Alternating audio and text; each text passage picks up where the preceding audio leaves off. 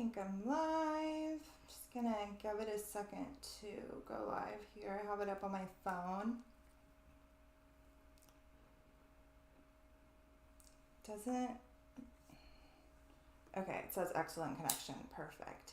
Hi guys, happy astrological new year. It's not just a Aries new moon, but we're starting a whole new zodiacal cycle. This is a really big one.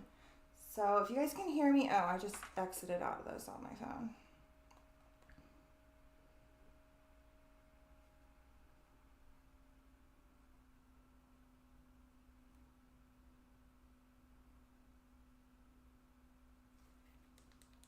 Okay, there we go.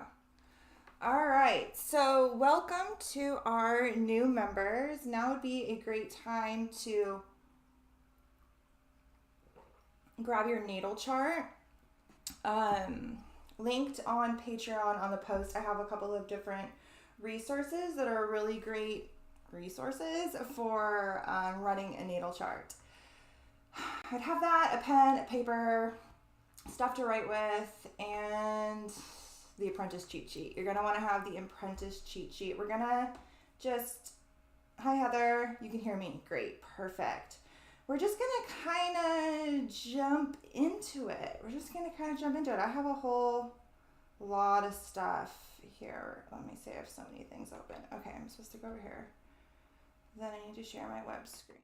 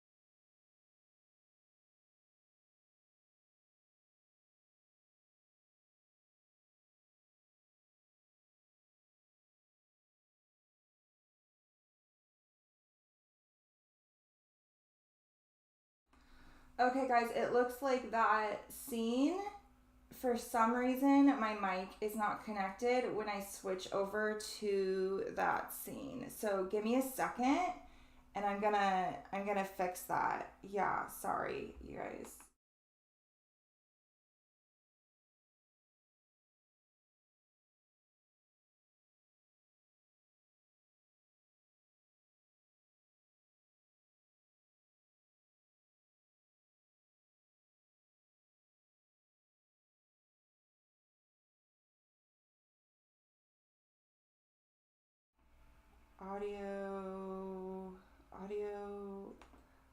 Audio input capture 2.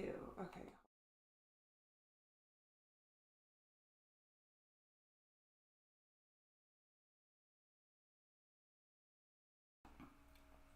Hello? Okay, you guys should hear me now.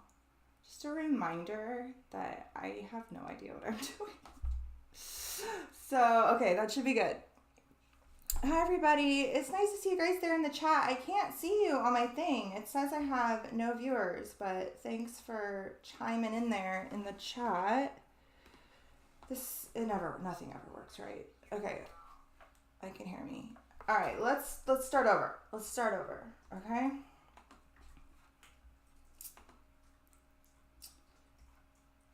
you are going to want to pull your natal chart. And the first thing we're going to do is we're going to pinpoint where Aries falls in your chart. So you are going to, is it working? Yeah, okay. You are going to pull up your chart and you're going to look for the symbol for Aries. I normally put the symbol on the slide. I guess I forgot to do that. It looks like a little V.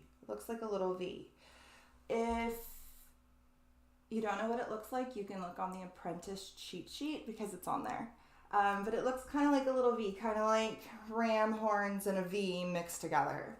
So you're going to want to pinpoint what house Aries falls in. This is where you are having this huge new moon that happens to coincide with this very strong cardinal energy of creation and manifestation that is both Aries and the spring. And so wherever Aries falls in your chart, we all hold quite a lot of creative potential, a lot of abilities to take action and literally manifest things from primordial sources. So pinpoint, where is it for you? For me, it's my 8th house. So it's the house of astrology, the occult, death, rebirth, transformation, the mysteries. For somebody else, it'll fall in another area in your chart. During a season, so right now we are in Aries season, we have a full moon in the sign that sits opposite that sign. So in the instance of Aries, it will be Libra. So we're starting a new beginning in the sign ruled by Aries, and then the house that sits opposite it, which would fall on the other side of these pillars, we're about to have a huge culmination, and these stories are very much tied to one another. So while we're not really seeking to find the balance and we're not really having the illumination just yet, we're going to be having that in 2 weeks. Looking to see the opposite sign right now is going to help a lot to kind of give you an idea of not just the energy of right now and this lunation, but the energy surrounding our illumination that we're going to be building up to after this.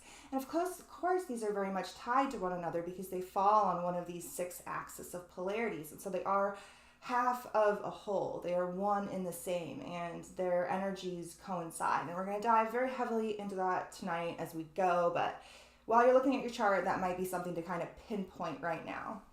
You want to also, Amanda has it in, oh yeah, you have natural houses, Amanda. She has it in the 1st house of the self, and she's all, ugh, so much. Yeah, girl, I feel that. I feel that. That last moon, that Virgo moon, was in my 1st house of the self. If you guys found your house, you can go ahead and write it in the chat. Now, the next thing you're going to look to do to see, to kind of understand how your personal natal chart is experiencing this lunation, like what lens you're kind of taking on, how to kind of personalize this as we go, is to look to see if there are any planets near like 11. Really, if you have any planets in any of the cardinal signs, so that's Aries, Libra, Cancer, and Capricorn, this moon is really strongly activating your chart. But if you particularly have planets close to 11 degrees, that means that those planets are either conjunct. So if they're in Aries, they're conjunct this moon. If they're in Libra, they're in opposition to this moon. That's a very strong aspect. And if they're in any of the 2 other cardinal signs, Cancer or Capricorn, they're square.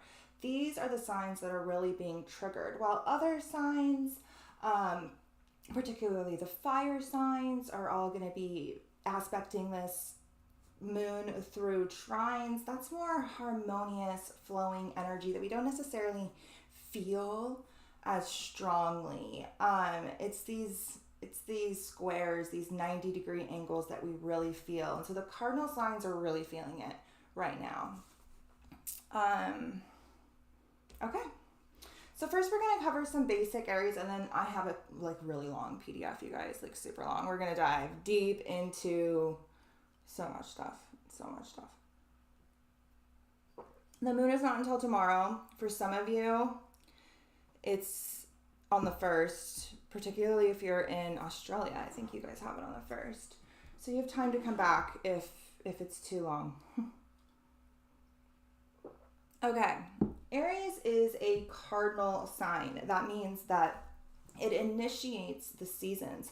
All of those cardinal signs that I just listed off, Aries, Libra, Cancer, and Capricorn, those are the cardinal signs. They initiate the equinox points, they initiate the solstice, they bring things into being, they initiate things, they spark new seasons.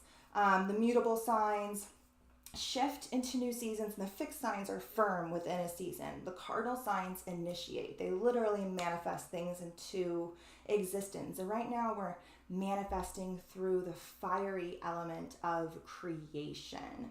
This is a sign very strongly associated with initiation, particularly like the initiation, because it is this rebirth from the depths of the abyss that is Pisces, and it really is a reflection of the whole but within the self. This is a masculine sign, both it and its polarity.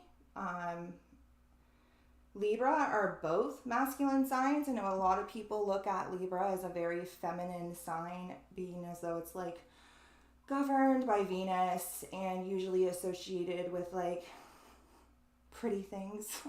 I'm a Libra, and I always have to remind people that like we are not the soft feminine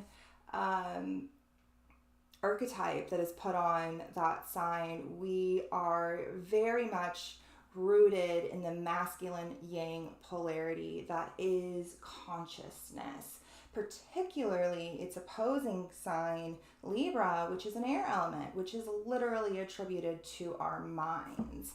And this fire cardinal sign of Aries is that first spark of consciousness from the womb that literally birthed it. So Aries is ruled by Mars, which is the planet of the self, our drive, our assertion, passion, risk-taking. This is the pioneer. And where Aries falls in your chart is, and also your Mars placement, looking to see your personal Mars placement gives you an idea to what drives you, like what lights your fire, you know? But wherever Aries falls in your chart is where you are meant to be the pioneer. You're meant to spark things into existence that never existed before. You're here to birth things. For me, like I said, it's in the 8th house, which is the sign of the occult and astrology. And so I think it is I also have my North Node there and my Jupiter. And so I think that is why I have to just do my own thing. When it comes to this stuff, everything else bores me, and that's Aries too, like it'll just get bored. So it has to push forward to that like final frontier that nobody's been to before. So when you're setting your intentions, or you're working to manifest, or you're working to look with this lunation, looking at that sign as, how can I create something right now that I have never created before, and also like the world hasn't created before, you know? And really having the guts, which Aries also has, to take that leap of action. We really are feeling like lit up right now in order to be that like magician that brings things into being, sparks things into being. So Mars and Aries both governs aggression. It helps us define our ego, our persona, and our identity, and it propels us into the future. It drives us to assert ourselves in both healthy and non-healthy ways. So these are things that could be coming up right now in order for us to work through and start new cycles in regards to. This is also the planet of independence, competition, our determination to battle for survival. Do we confront? Do we flee? These are the kind of things that, are at the forefront of our consciousness all throughout Aries season, but that this lunation is really starting a new story around. It's also the qualities that help us achieve our desires. It's courage, it's anger, and our lower primal consciousness, our selfish desires, our passions, that cardinal fire as well. So Aries rules the first house, and for Amanda, it falls in her first house. For everybody else, it probably falls somewhere else. Leslie says it's in her second house, so your houses are just a little bit tweaked. So that's the house that really governs our security, our foundation, our self-worth. It has a lot to do with finances, and just the things that make us feel safe. So where am I at? First house. Did we do this? No. Yeah? First house of the self, our outer personality, the beginning. This is when you can literally birth anything into being. It governs all beginnings, all source of creation itself. Initiating action. Things where maybe you've been stuck and you feel like you haven't been able to actually, take the action. Maybe you had a lot of the vision, which is Pisces. Pisces had a lot to do with the creative impulses, the creating the vision, tapping into the etheric realm in order to kind of envision something magical, something unseen, something deeply mystical, and we don't take a lot of action. Pisces has a lot to do with endings, and so a lot of things could have been falling to the wayside in order to give you the room that you need right now in order to start these new things. So it might be a great time to kind of also look back on the past zodiacal year, so the past 12 months, and really seeing how much you've changed and how you've really been set up on what I like to look at as a spiral, right? So every year we go around the zodiac and we have this whole path of personal evolution and expansion depending on how much work you actually do. And when we come back around, we don't come back around to the same point. It looks like a circle, but it's not really a circle. It's really a spiral that keeps leveling us up just a little bit more, in order for us to see from a slightly higher perspective. And so over the past 12 months, you've reached a higher perspective that's now giving you the ability to take initiated action where you weren't unable to before. This is also the house that has a lot to do with our masks and the identity we wear for the outside world. It has a lot to do with our first impressions and how we present ourselves to others, as well as our outlook on life, our self-awareness, like I said, the masks we wear, our persona, our identity, our appearance, health, vitality, and individuality. It has a lot to do with knowing thyself and this path to individuation. So this concept of developing the individual while also existing in a collective with the understanding that you are a reflection of that collective and really everything that we see.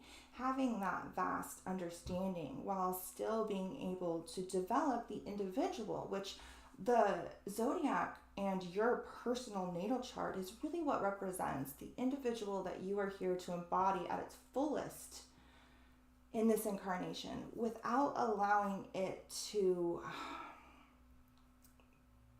bind you in ways that prevent you from also obtaining a connection to the whole, if that makes sense. I'm not even sure it makes sense to me, but we're going to roll with it. Okay. Aries key words. Aries is the fire that initiates. It's that first spark. While Aries is, I think I've said this before, but I like it, so I'm going to say it again. Aries is that first spark. Leo, the next fire sign, is that like longevity, that flame that like burns and burns and burns and burns. And the final fire sign is Sagittarius, you know, the same sign that houses the galactic center. And I really look at that sign as like fire shifting into something else, from the material to the etheric, or to something beyond the physical. It's a mutable sign, and so it is shifting. It's shifting into something else. But Aries is that first spark, that fire that initiates things into existence, into our consciousness, into being. It burns quick, but it lacks longevity. The good thing is we have some aspects that help. Saturn square our nodes right now is making us if we use it right, it can help us to take like constructive action in order to build something that will last. But it also can just kind of pump the brakes on things that if we're doing things we're not supposed to be doing. So it's we'll talk about that later. I'm going off topic. Anyway, it burns quick and it lacks longevity. This sign is enthusiastic, outgoing, direct, freedom-loving, and enterprising. But on the flip side, it can be aggressive, self-centered, impulsive, quick-tempered, impatient, quarrelsome, unsubtle, and blunt as fuck. It is a sign of active imagination, self-confidence. It's ready for the next moment, and it makes its decisions upon taking instinctual action. So actions based on instinct, which sometimes can be really great. Sometimes it can be not so great, depending on where those instincts are coming from. Are they coming from this like cardinal fight or flight reptilian part of our brain, which we're going to talk about as we go along here? Or are they coming from that fiery intuition? And I love saying this. This is something that Rick said, Rick Levine, my old mentor, that kind of blew my mind. Because you always hear astrologers talk about the water signs being the intuitive signs. That they are tapped into that like watery mystical realm, and so therefore they are intuitive. And he says that's actually not true. That water signs take action based on emotional impulses, whether they are subconscious, very much so with like Cancer, whether they are unconscious, very much so with the other two signs, right? There are these emotional impulses, while air signs take action based upon the mind, right? So water signs, emotions, air signs, the mind. Earth signs take action based very much on like practicality. And then the fire signs take action based on instinct, and that is intuition. But we have to be able to have a sort of balance within ourselves in order to actually be aligning with the instinctual intuition and not some programming based upon fear or our more primal consciousness. So fire needs air. Fire needs air to burn. And this is why I asked you to look and see where Libra is in your chart, because that house is where much of the air is coming to feed your Aries house. They have to work in tandem, otherwise the fire literally cannot create. And then here's some herbs if you guys want to use them in any of your rituals. Basil, ginger, coriander, and dragon's blood. I've seen a different combination of these in many books, but the one that was pretty consistent was the dragon's blood. Okay, so we're gonna cover some basics, and then we're gonna like just go everywhere. Blair. Oh, I'm glad you're excited. Okay, so Sheila, I hope I'm pronouncing your name right. I'm probably not. Sheila, I know I'm probably pronouncing that wrong, but it looks like a very pretty name. Has Aries in the 8th house, conjunct Venus and Chiron. So you are having your Chiron return. That literally means, like, do some research on Chiron return. It happens around age 50. This is when Chiron comes back around to where he was at the time that you were born. And so you've completed an entire Chiron cycle. And he's a key player here in this moon. He's actually conjunct the moon, as you can see right here. We're about to actually cover that. Shiloh. Okay, Shiloh. That sounds much better than what I said. What was I saying? Oh, Chiron return. So you've completed an entire Chiron cycle. So while the vast majority of us are still working to integrate many of our core wounds and traumas and unlock the wisdom that they hold, you are at a culmination point where you've done a massive amount of integration, and now you are really being asked to step into this like wounded healer. I call it like the wise wizard or like wise crone archetype. Like, you've been some places and you've seen some shit and you have some wisdom to bestow on the rest of us. And this is the moon that is really starting a massive new cycle for you in particular. And it's in your 6th house. So that's your house of service. It's also the house of like the body and the mind, and finding a balance between the body and the mind, and different health modalities in order to find said balance. But it's normally governed by Virgo, and it's associated very much with service and duty and responsibility. And so a lot of this stepping into this wise wizard crone archetype is part of your responsibility to something greater than yourself. And Venus being there, like, you're doing this not just for yourself, but you're doing it for other people. Hopefully that helped. Okay, so I'd have to look like more at your chart to go anywhere else, but that's a good starting point.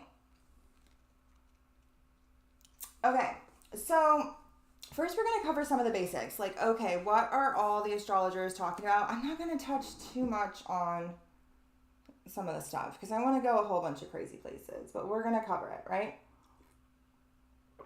So we have an Aries moon. The moon is exact on April 31st at 11:24 p.m. and that's like LA time, so Pacific, I guess, daylight time now.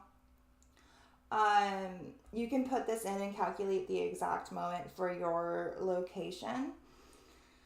It's a new moon, so it is not only starting a new Aries cycle, so we're initiating new stuff in this Aries sign that is going to culminate 6 months later at the Aries full moon. And so we're starting this new huge 6-month cycle. But this is also initiates the zodiac. And as we will see when we get to the PDF, it's actually the moment that's considered the initiation point for many, many, many ancient calendar systems. And so we're starting the year. This is our new year. Particularly the first Aries new moon is when the new year really begins. Not in the equinox like many of us believe. It's actually the new moon. That's when it is seeded into existence. So this moon is conjunct Chiron and Mercury. And this is the main aspect to this moon. So we've been talking a lot about Chiron in previous videos. I linked a bunch of past videos. I'm not sure. I mean, yeah, I guess we probably talked about it in all of those too. But this Chiron conjunction makes this moon like prime ground for so much healing and unlocking of wisdom. But it's not happening right now. This is starting a chapter that is going to unfold over the next 6 months. And so looking to see what house this is in is going to help you to understand where these wounds are manifesting. Chiron has been here for a while, you guys. And he has been digging into what I've said many times is the like primal parts of our like reptilian consciousness, our like base level consciousness. A lot of these wounds fall in that like collective part of the mind. Aries was birthed from Pisces. It was birthed from the whole, and so it is a reflection of that, but at its like lowest primal spark, that like first iteration. But it does reflect it. And so these wounds, while they are manifesting deep within the self, it's in the sign of the self, Aries. For some of you, like Amanda, it's in your first house of the self. So these are manifesting deep within your identity. They are also reflecting this echo of the collective. And for this being in Aries, that does revolve a lot around war and aggression and anger and violence and all of these things that have caused these deep core wounds within our collective minds that cause us to lash out in Aryan type ways, whether that be through anger or aggression or impulsivity or whatever it may be. So these are all things to keep in mind when we're setting intentions. You want to kind of gear this around a lot of healing, a lot of like receiving of clear messages, and a lot of like sparking things into being. So when you're thinking about this moon and you're like, okay, what do I want to do with this energy? That's how you should kind of tackle it. What is it that I need to work on in order to alchemize and heal and unlock the wisdom that it holds? What are these deep core traumas that are really stepping in the way of me knowing thyself and really embodying this pioneer that I'm meant to be in this house? What information do I need to come, Mercury? What information do I need what do I need to learn, Mercury? What do I need to know, Mercury? What do I need to understand over this next 6 months in order to embody this new identity even more so? So much of what Pisces season was about was kind of like obliterating who we thought we were, what we thought reality was. Many false structures and beliefs fell to the wayside during Pisces season. We really were like stripped of all of what we would consider our identity or our persona, and left kind of swimming in the Akash and with this deep understanding that it doesn't even fucking matter because I really am just like one with it all. And then we come into spring and we are reborn with this knowledge that we are one with it all, but simultaneously being asked to redevelop the self while implementing this knowledge. And in order to do that, we were also probably simultaneously shown a lot of our unconscious wounds. Pisces governs the unconscious. It governs dreams. It covers all that is repressed and all that we need to work through, both collectively and personally. And so now Chiron has come to help us with that, help us do the healing and integration that needs to occur. And Mercury comes to help us. All the planets are direct right now. All the planets are direct. The only things that are retrograde are a couple of asteroids. So everything is moving forward. We have some aspects that make things a little bit difficult, but everything is really moving forward. Clarity, information, knowledge, community, networking, these are all things that Mercury governs, is all coming through to really give us what we need in order to seed this new chapter. B says that Aries is in her 7th house, exactly conjunct her Mars. Her natal Mars is at 11 degrees. Oh, nice. In Aries, in the 7th house. So for you, this is starting a new chapter in your sign of relationships. So like you are a mirror. Like your chart is flipped. And so you are literally the alchemist. Like you're constantly experiencing the other side of everything all the time and mirroring it back to people. And so this moon in your 7th house is starting a new chapter in your relationships while simultaneously starting a new chapter for this development of the self, which obviously they're always intertwined, right? And for you, your Mars, this is your driving force. Relationships are your driving force. But you could probably be a little intense with it. You could probably be a little intense, a little passionate, I should say. Mars in Aries is a very, very passionate placement. Janelle says that she has Aries in the 5th house with Mercury and Venus there. So that means that you are having your Mercury return. It's in your 5th house, which is normally governed by Leo, another fire sign. And that is literally the house of creativity and passions and hobbies and talents and what you came to create here in this incarnation. It has a lot to do with children and also your inner child as well. And with Mercury there, pay attention to any sort of information coming through right now because it's speaking your language. And again, it'll have a lot to do with relationships for you, but those relationships might be your kids or the inner kid within you. But it might have a lot to do with like art and expressing yourself through those different means. Both the 5th house and Venus has a lot to do with art. Okay. So, do I want to say anything about this before I go to the next sign? Chiron, coming to heal. Coming to help you unlock the wisdom. So if you have already been shown, so this could be a time to like set intentions around unlocking, like, so Mercury is the messenger of the gods, right? He's the bringer and relayer of information. So we could ask for so much clarity right now in regards to wounds that are deep in those primal recesses and they haven't bubbled up to the surface just yet, and also for ones that like we have been shown and maybe we've been trying to kind of work through, maybe even since last year around this time. And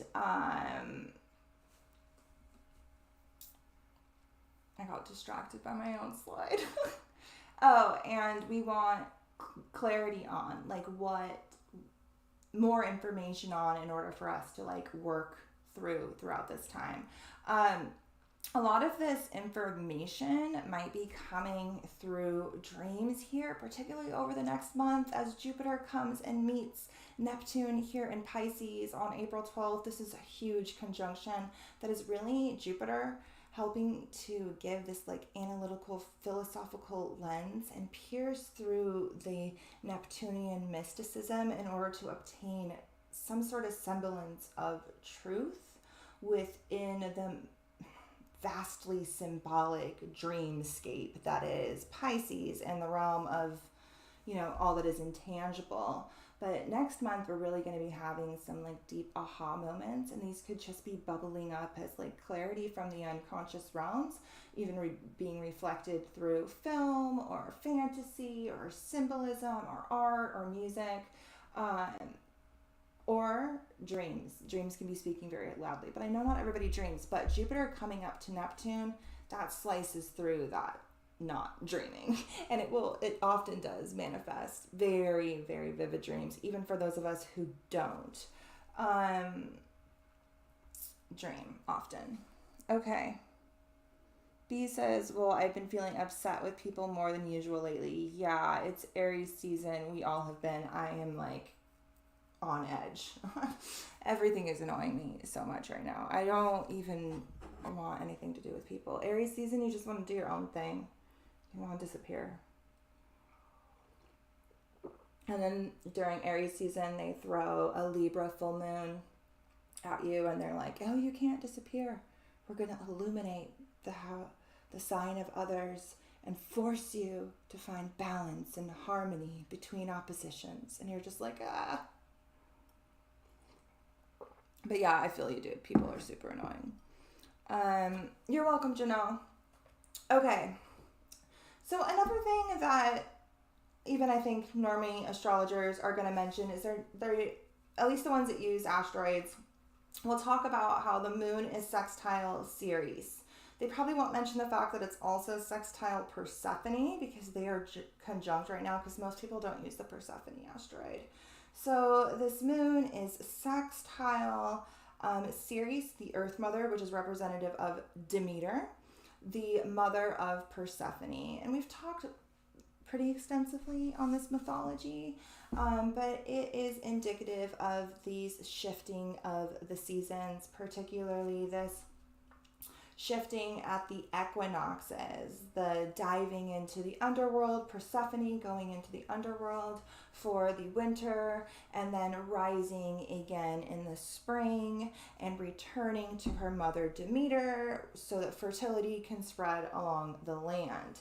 So it has a lot to do with these ancient mystery rites around the shifting of the seasons, the wisdom obtained in the depths beyond the veil, and that wisdom being deeply, deeply, deeply rooted in the feminine mysteries. So we have those placements, which we talked about during the monthly video, but it's in a sextile to this moon. So a sextile is a harmonious aspect, but it requires us to put some little bit of effort into it. Unlike Leslie says she was literally looking at Persephone in Pinterest just right now. You are like the millionth person to tell me.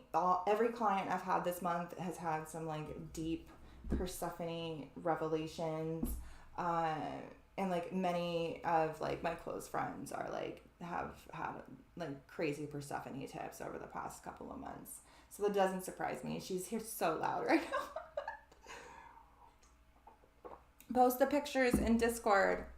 If you have Discord, I want to see them. I love Persephone's mythology. So a sextile requires us to take some form of action. We have to remember the deep feminine rights that have really been replaced by the patriarchy.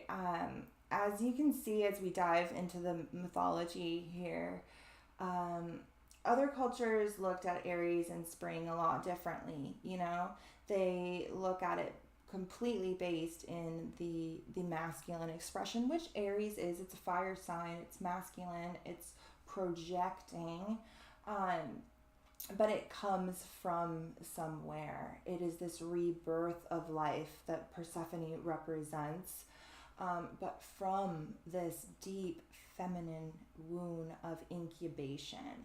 And so this is really sextiling the end of our quest, right? Persephone meeting her mother here in the spring. She has gone through the underworld. She has traversed the very depths of her existence. She has had a complete existential death and rebirth, and obliterating so many belief structures in order to be reborn anew in the light by returning to the fertile ground of the mother, represented by Demeter or Ceres, right? And so the sextile is asking us to kind of remember where we've been. Both sides of it, though, because these placements are in Gemini. So it's in Gemini, the sign of duality, both sides. So it's asking us to ultimately remember the entire year since Aries season last year, our trek through both light and darkness, and now we're being born here in the equinox at this moment of balance with ideally a new lens. Ideally, we have taken on some sort of new lens, and now we're on this new quest to develop the self over the next 6 months before we start another outer journey. So the next 6 months from this Aries moon to the Aries full moon, which we'll have in Libra season in the fall after our next equinox, is really this part of the hero's journey where we are developing our inner world. So Aries, that's our identity. That's literally this first spark of the self. Taurus season has a lot to do with our inner security, our inner sense of security and safety. Gemini is our analytical mind, our logical mind that helps us learn and question things we're going to need on our quest. Cancer is our subconscious mind, our deep, deep, deep inner world. Leo is our passions that we are here to spark into existence. It's our egoic self, the sun, ruled by the sun, right? Really where we're here to shine. And then Virgo is that mercurial self that also is very rooted in learning, but it's helping us to balance the mind and body before we then enter this top half of the zodiac, which represents the outer world. The first 6 signs represent our inner world, and here is where we enter the realm of others, and we break that threshold, and then we go on this more outer hero's journey where we start to merge with the collective and our reflection within it. So this sextile to Persephone and Ceres is really asking us to remember the path that we trekked, both inner and outwardly, both in the light and in the dark, on both sides of this coin, because we need the knowledge obtained in both in order to initiate the right things into being right now at this very potent period of manifestation. Hopefully that made sense. Okay, so another thing that people might mention is that the moon is SemiSextile Uranus. They're definitely not going to mention that Uranus is conjunct Hecate, but they might tell you that it's SemiSextile Uranus, which is a 30-degree aspect, so from like 11, like one sign over. And it's a lot like a sextile, like it forces you to take action in order to acquire the benefit that a sextile holds, the aid that it holds, the beneficial lending of a hand of energy. It makes you do it a little bit more. Like a semi-sextile is a little bit harder of an aspect. Like you really got to work to get that aid lended in there. What this is it's in Taurus. It's asking us to ground down. It's asking us to ground vast Uranian energy into physicality, which is very similar to what Aries is doing by pulling this primordial energy from Pisces and then like birthing it into existence. Uranus is very much doing a similar thing. It's tapping into the future. It's tapping into other realms, other dimensions, that which sits beyond the gates of Saturn. And in Taurus, it's really asking to take that which is beyond and bring it into physicality. But in order to do that, Taurus has to remain grounded. And so this is really asking us to ground this deeply electric energy of manifestation that is so pivotal right now. Uranus is working with this. Uranus helps push us forward. Uranus helps liberate us.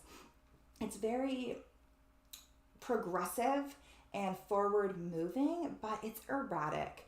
And in order to like direct it in the right way, particularly while in Taurus, it has to be grounded.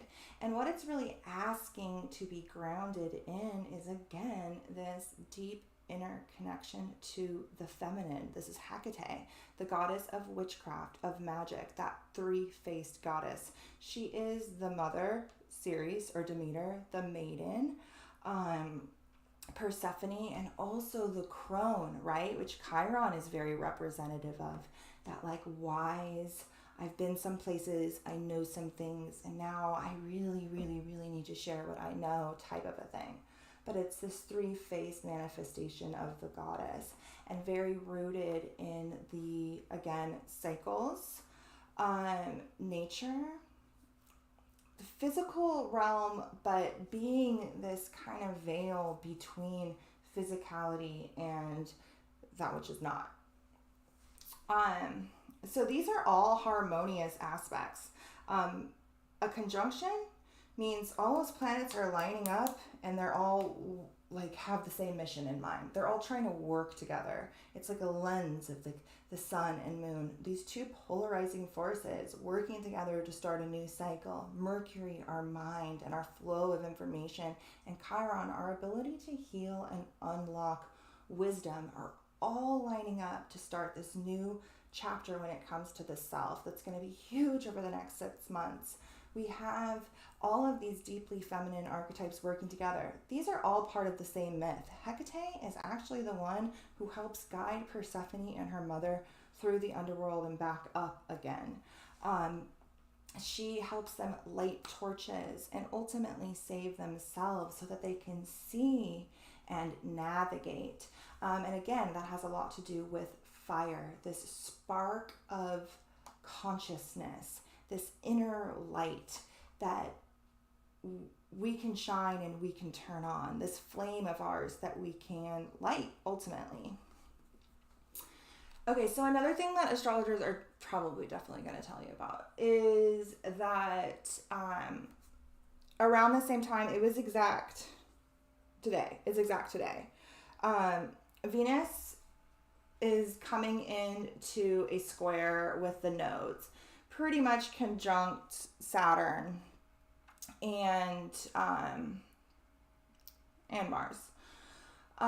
These nodes are the points of our next eclipse. So after we're done with Aries season, we are going to move into Taurus season, and we are going to kick off eclipse season. The eclipses that are going to fall in the signs of Taurus and Scorpio. Huge, big, massive changes will be happening in those signs here. And this is a kind of like initiatory spark for those changes, particularly today and in through the moon. Venus is has a lot to do with other people, being as though this is in Aquarius. These other people might, and it's a Venus, these relationships might not necessarily be romantic in nature. They might have a lot more to do with friends or the collective as a whole, humanity, different groups or of ideologies that we may be a part of. We have our values, Venus, Mars, how we fight for our values, Saturn, our boundaries, all coming into a square with these nodes, this new path that we're about to trek. And so we have triggers coming from these points. So if you're feeling the need to set boundaries or like let your voice be known when it comes to mass ideologies, wherever the house that is governed by Aquarius might help you, looking to see what house number that is, might help you to see the area that this is really a focus. But if you're feeling the need to kind of like set boundaries or, take any sort of action or things are being sparked in that area, like this is why. But all of this is connected to this new path, these new very fated and destined path that is the eclipses. These portals open and we're shot in a new direction, a very fated direction for our soul. So know that they're all for a purpose. But a lot of this might have to do with our visions for the future and any sort of clashes that we might be having with either authority figures, Saturn, rules, regulations, Saturn, structures that are not in alignment with what we see for the future, Saturn, and then also our relationships, our values, and our driving force. Okay, so let's expand this archetypal lens. I don't know why it always says like none of you guys are here. I don't know. Nothing ever works right for me. Okay. It kind of says some of you guys are here. Okay, so we're going to go to the PDF. And we're going to dive deeper into some archetypes. And then we're going to go back to the slide. So we'll come back to this part because we're going to talk about a lot of it as we go. And a lot of it won't make sense just yet. So before we get into Aries, diving into Aries and all of the other things I want to talk about, I want to first talk about this concept of the lunar solar calendar.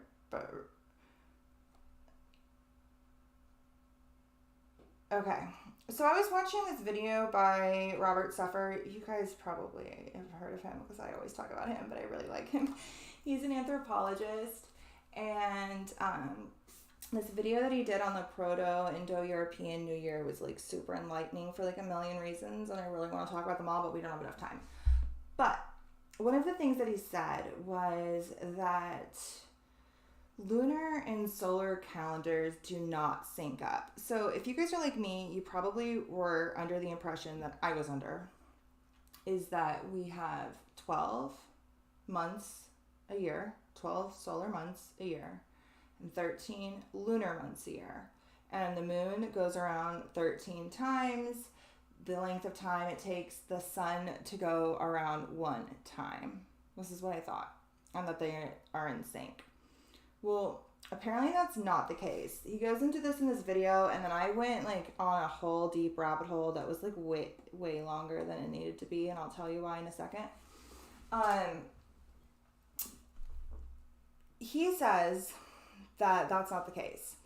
That one of the deepest secrets of Freemasonry is that, and I've never heard this before. I've read so many books on Freemasonry too, but this is pretty interesting, and I looked into it, and it's a thing. One of the deepest secrets of Freemasonry, and one of the places they get that number 33, more so than just like its connection to Christ or our spine, our vertebrae, or a plethora of other things.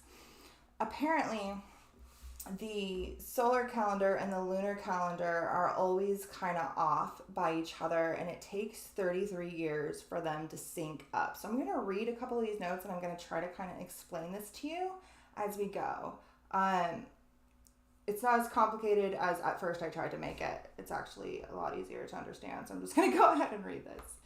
So the difference in time between a lunar year and a solar year, it even has a name, and it's called an epact. Probably said that wrong, but whatever. It's the term used to describe the 11-day difference between both calendars. So apparently a lunar calendar and a solar calendar are always off by 11 days.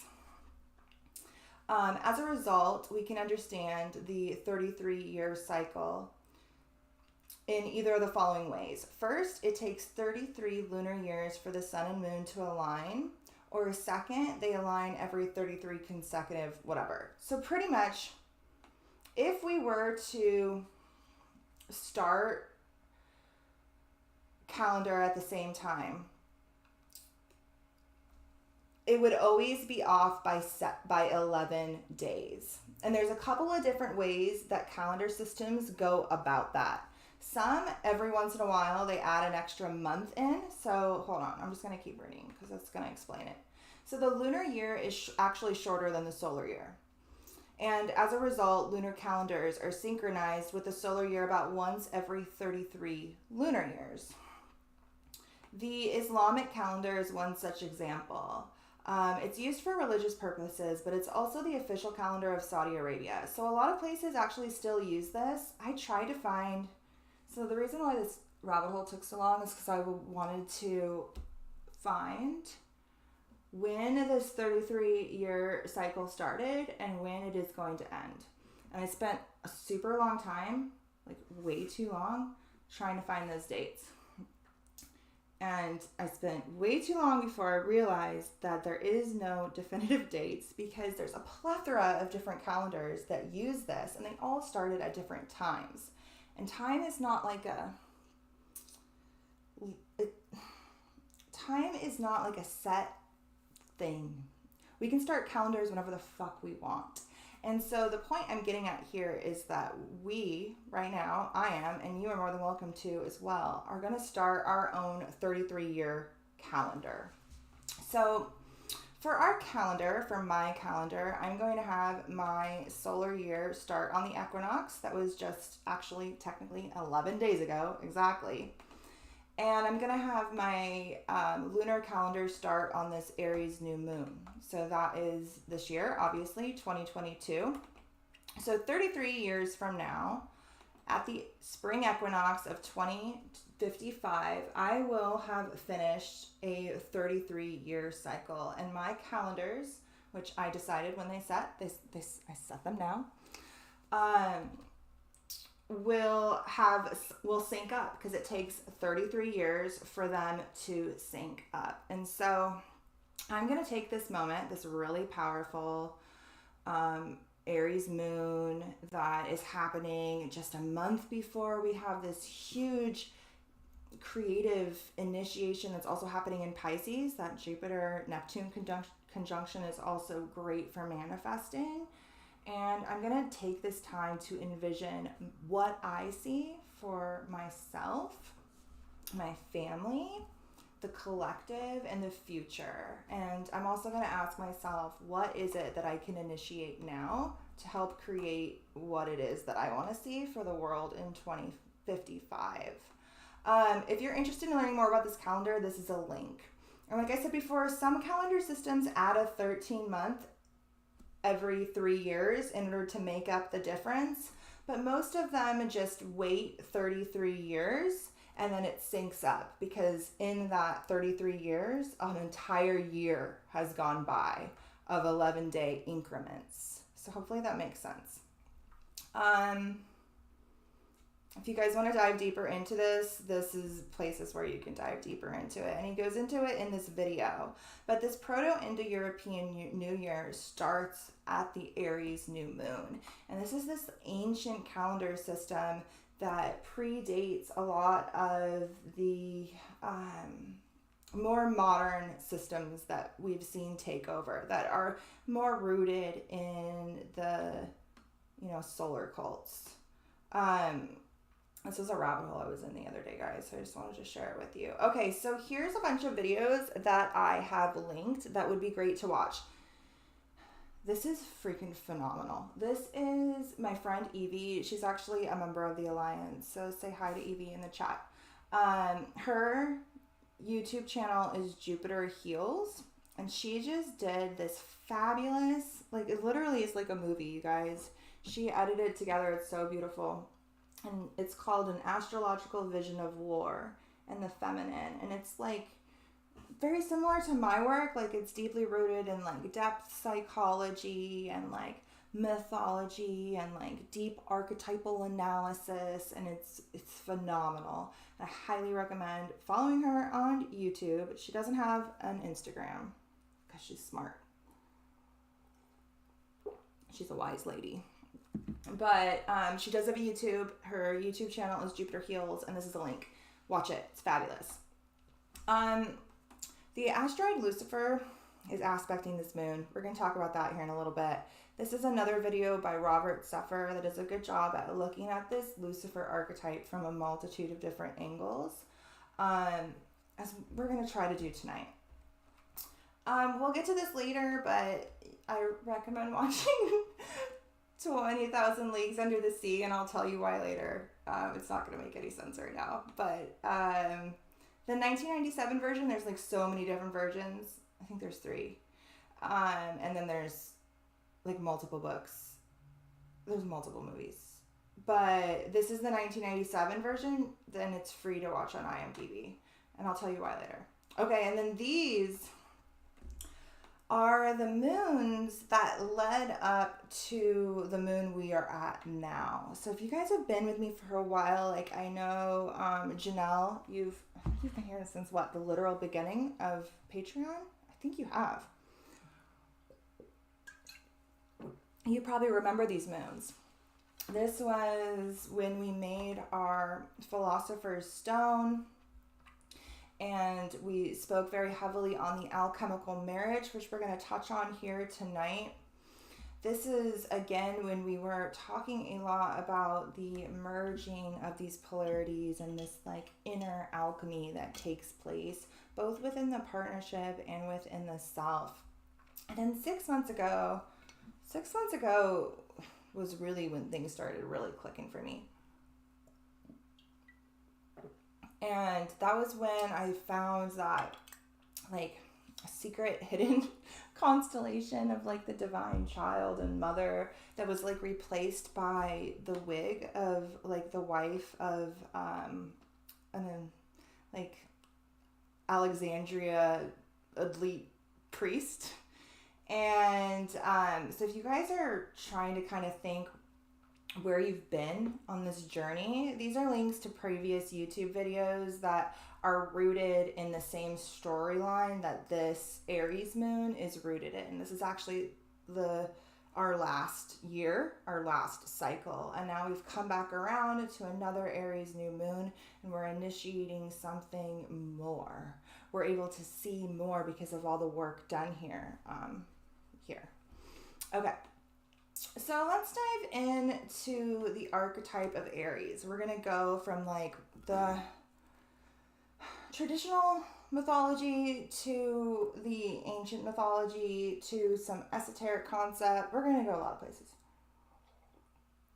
I wish I had my bong. I left it in the other room. Okay, anyway. So traditionally, if you pull a modern tropical astrology book and you look to see what mythological B says she's gotta go, she'll watch the rest later. See you later, bye, you're welcome. And you look at the mythological association with Aries, you will usually see just this ram aspect. Some of them will tell you about the God of War aspect or Mars or stuff like that, but usually this is what you see. I'm going to go ahead and read this. I'm not going to dive too deep into this mythology. I'm going to try to keep it short because Greek mythology, you guys know, it's like a freaking tangled web. But more often than not, Aries is the ram, which in Greek tradition is either sent by Zeus or sometimes Hermes, or sometimes it is Zeus. It really depends on the story you're reading. But it's usually sent by Zeus to rescue this set of twins from their father, the king, and their wicked stepmother. The female twin, which is, I believe, where we get the word hell. I really do think that this is where we get the word hell. I didn't look into it. I meant to. Which is the female twin, ends up falling off of the ram's back and drowns in the sea. And so this speaks a lot to this split between the masculine and the feminine, and the feminine half falling to the depths of the unconscious realm, right? The masculine twin, I'm not going to try to say that, you guys, ends up arriving safely at his destination, which is actually like right off the Black Sea, which is where that book we were reading on YouTube is. The mythology is rooted in that same area. But he arrives there safely, and to thank the ram, he sacrificed him to Zeus, who then places its form in the heavens as apparently Aries. This comes much later. We're going to go deeper into the mythology as we go. So the ram's fleece is then turned to gold. And this golden fleece is then hung in a sacred grove and protected by a dragon. This is the same golden fleece that Jason and the Argonauts find on their quest. If you guys remember, so this dragon is Draco. If you guys remember, when we were talking a lot about the Axis Mundi, I brought up this Jason and the Argonauts mythology then, and this concept of getting the golden fleece, which is hung in a grove on a tree, that polar axis, and is guarded by a dragon. It has a lot to do with the Garden of Eden as well, and the serpent that guards the wisdom or the golden apple, or in this case, it is a golden fleece. The golden fleece is the fleece of a winged ram. It's not just a normal ram. And so this represents ascended base level primal consciousness. The wings on the ram represent the ascension of that like primal, animalistic, often associated with our reptilian part of our brain, that inner part of our brain, which is actually the axis point for the pineal gland, ascending that up to alignment and connection with the divine. So Aries is usually attributed with the sacrificial ram, like we read above. During Aries season in spring, across many cultures, they would sacrifice rams to the god of their choice, often Jupiter. Usually Jupiter, but I mean, depending on the culture, they all have their different gods. This is also associated with the Lamb and with Christ, and just like we see Easter at this time and this rebirth of this Christ consciousness, this is where the story comes from. We're going to dive into the Christian tradition as we go here.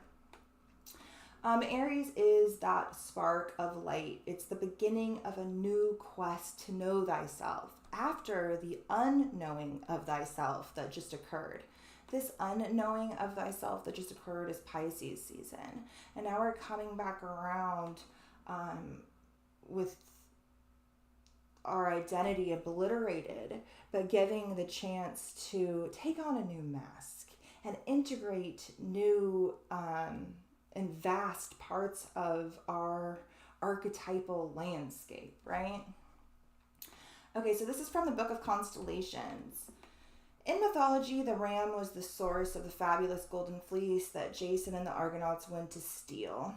I wrote here that the golden fleece in Greek mythology is a magical artifact with powerful healing abilities.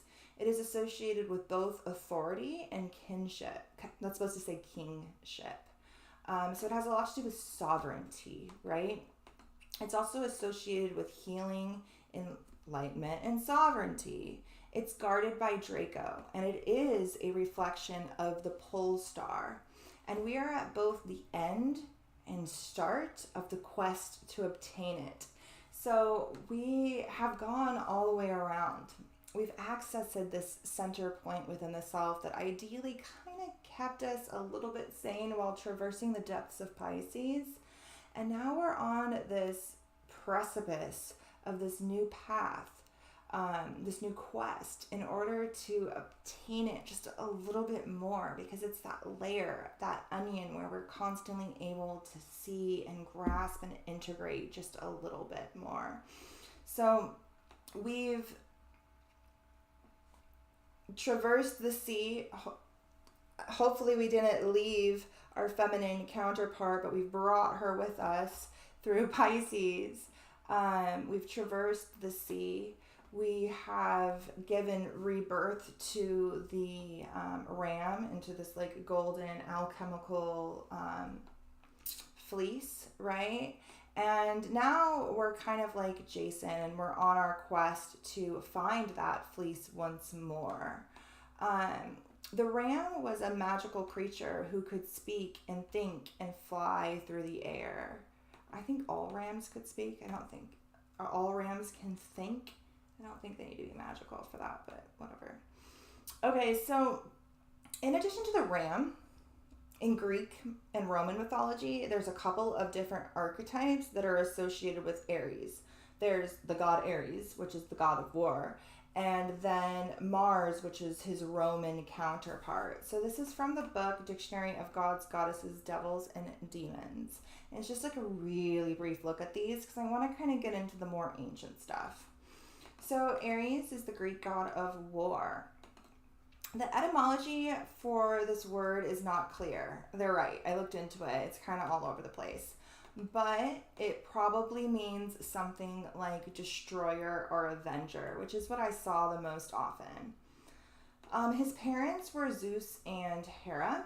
His sister is Eris, which is interesting because Eris is in Aries. And Eris is in Aries for all of us. She's there for so long. She moves even slower than Pluto she's at 24 degrees right now. I'm not sure if she's going to transit into Taurus in our lifetime. Now I want to see.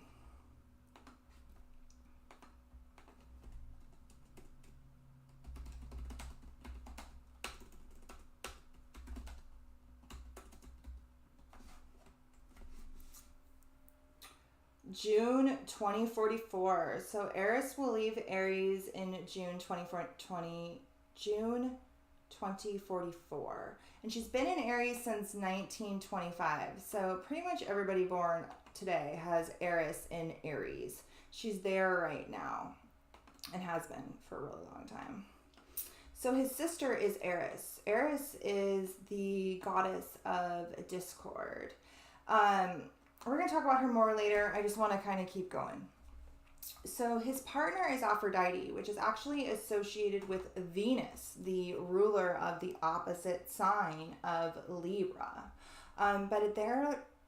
People always talk about them as like the lovers of the zodiac, but they're like star-crossed lovers. Like their love does not end well.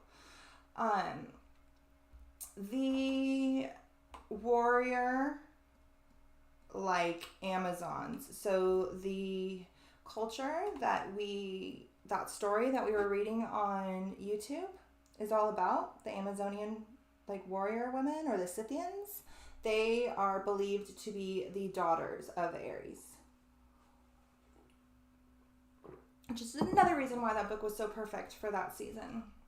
Okay, so the Romans actually look at this god a little bit better. So I didn't write all of what that book said, but the book said like he wasn't a very loved god in Greece. And there was not very much art or temples dedicated to him. But once Rome took a hold of this pantheon, they had a different lens. So Mars, which is the planet that governs Aries, is associated with the Roman god of war. He's also the protector of fields and what grows upon them. And this will be important later as we continue on because a lot of the older archetypes, they have this aspect to them. So I find it interesting that the Greek version didn't, which came before the Roman version. But the Roman version Rome really took from a ton of cultures because they invaded like literally everybody. And they really just wanted them to pay taxes. So they tried to kind of let them keep their beliefs as much as possible, as long as they would like follow the Roman order. And so the Roman culture took from Greece, but they also took from many other places. And so the Roman tradition, even though it is older than the Greek tradition, often has a vaster archetypal lens because it is taking from other places as well. So the third month, March, which we're in right now, and Aries season is actually named after Mars. The Romans called themselves the sons of Mars, as they regarded him as the father of Romulus and Remus, those who are responsible for creating Rome. They also called him the Avenger, just like that. According to Parker's astrology, the Greek god Aries is said to be fortunate in war, but like I said above, he is not fortunate in love. Mars was originally the god of farming. We'll dive into that a little bit more as we go. Aries and Mars are concerned with the masculine side of an individual's nature, with aggression. It's strongly sexual in nature. This planet/archetype can make one aggressive as well as decisive, hasty and rude, as well as positive and energetic. Bye, Leslie. Okay, so you guys know this is my favorite book. I love this book so much. If you don't have this book, get it. I think Tavis probably has a couple of copies available. Okay, this is the dictionary of, I have so many books that are dictionary of symbols or whatever, and I don't use any of them. I don't like most of them, but this one is very good. And according to Sir Lot, the ram is a symbol of creative impulse and of the moment and of the spirit at the moment of its conception. This is the first sign of the zodiac. In Hindu symbolism, it stands for Brahma Brahman. That is for the unindividuated whole. So, like I said earlier, how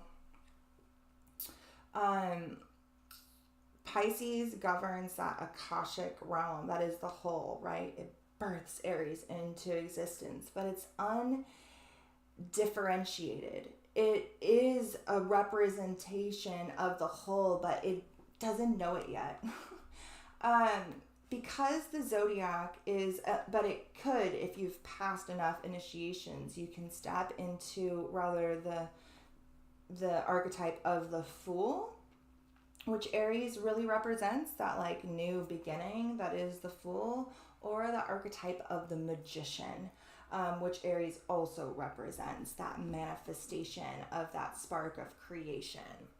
So because the zodiac is a symbol of the cycle of existence, Aries, its first sign, stands for the original cause of the thunderbolt that emerges from the akasha of Pisces. It's that spark that comes from the womb.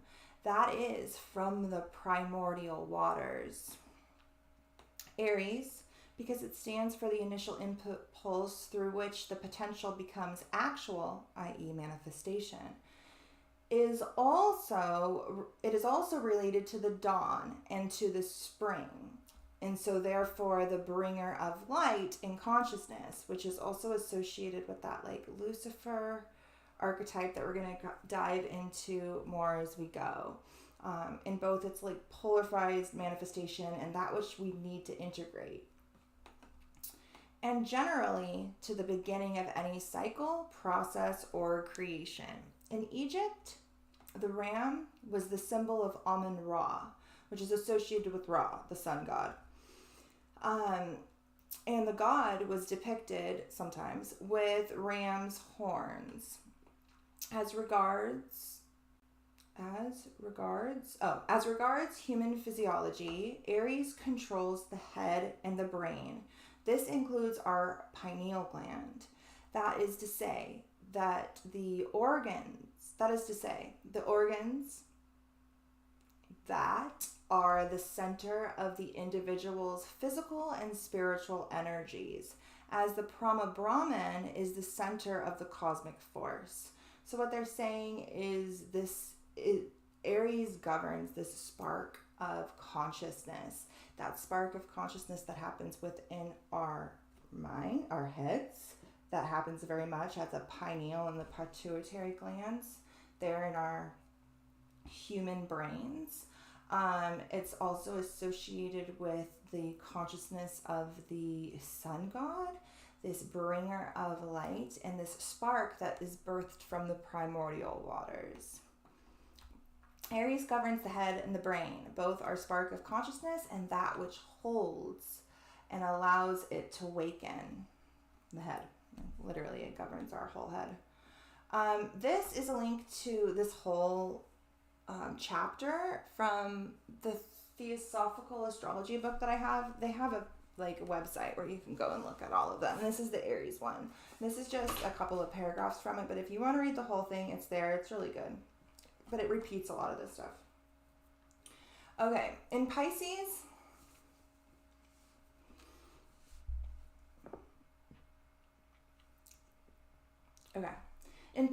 the soul was weighed in the balance and either merged like a drop into the Akashic Sea or waited for its inevitable descent into matter. Those who do not fully grasp the ultimate opportunity of Pisces through consciously experiencing the death of their personal separate self, but were instead caught in the flood of worldly emotions, were bound to begin the ever-evolving process of births once more. The cord that unites the two fishes of Pisces, which respectively point to involution and liberation, passes under the foreleg of Aries the ram, and the unliberated soul is caught by that cord just as surely as we are now caught within our bodies. With very few exceptions, the incarnated individual has indeed arrived at his present position by himself, but not through the exercise of his higher will, as he may wish to think. I thought that this was really interesting, especially how it talks about this cord of Pisces being what points to liberation, considering in the last video I was talking about how Pisces represents the whole, and we have these two fish that are connected by this cord, and that cord is representative of the zodiac. It usually has 12 stars on it. And then I talked about how during Pisces season we have a Virgo full moon, and there Virgo is its opposite sign, so therefore Virgo is a reflection of this whole as well. And I talked about how a Virgo might very much represent this cord itself. And then in Virgo is where we find the balance between the body and the mind.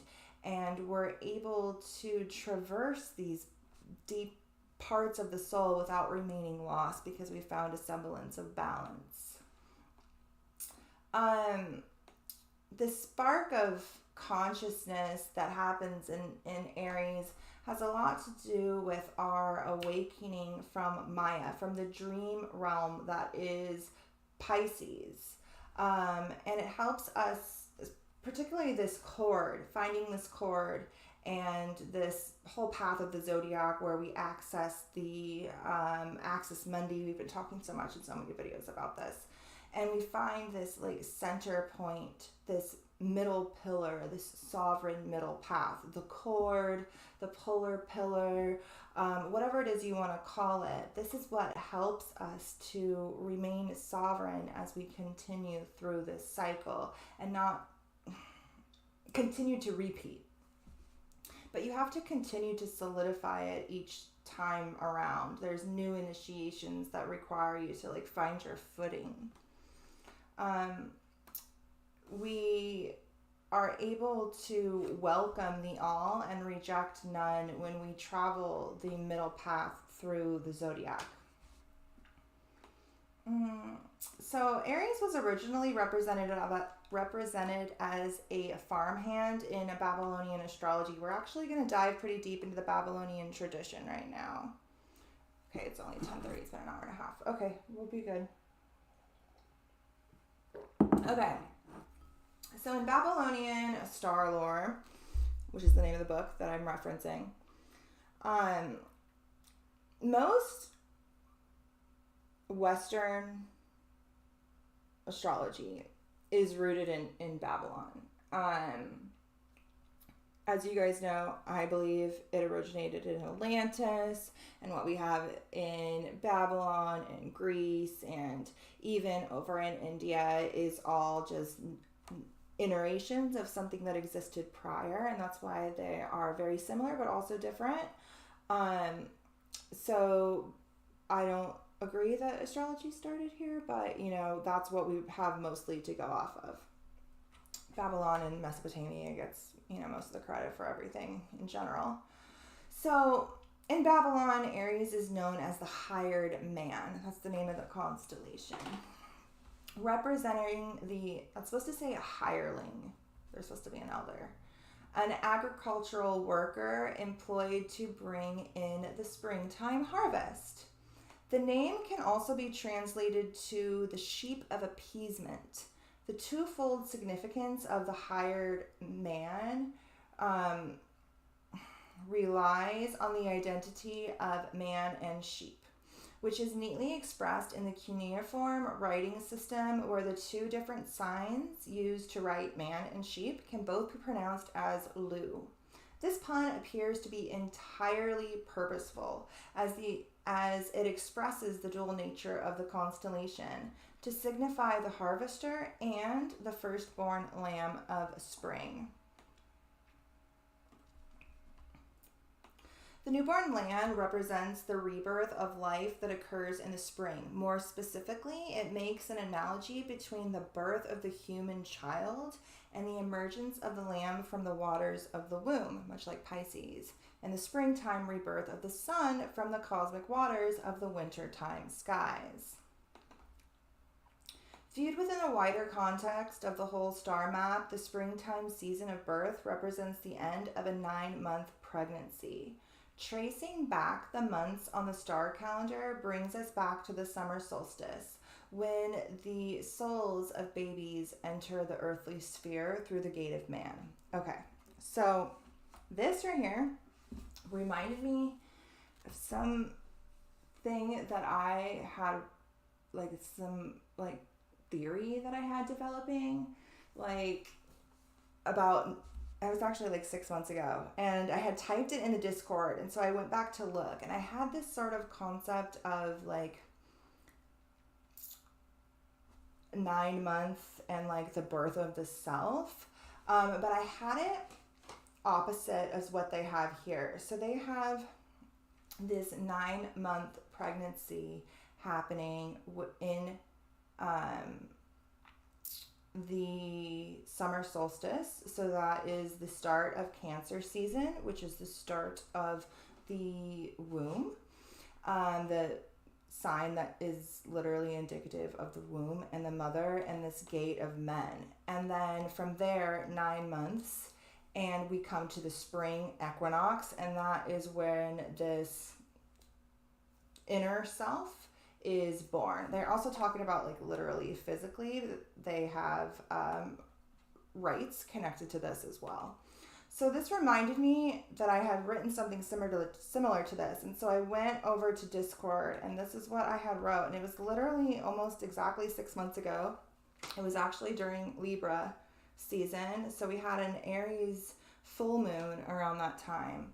But I wrote here that the spark of life that is Aries is born from the cosmic womb of Pisces, and it culminates 9 months later in Sagittarius at the sign that governs the galactic center. So this is actually culminating at the winter solstice. So what I think now is that we have 2 different births of the self that occur. We have one that is initiated in the depths of, let me just go here and show you guys a chart really quick so I can make sense of this. We have one that is initiated at the start of Cancer season at the summer squirt. Go lay down. Go lay down. We're not done. You're not going out there. Go lay down. Go lay down. You want to go lay with your dad? Okay, but you're not coming back in here. Then go lay down. Okay. Make up your mind.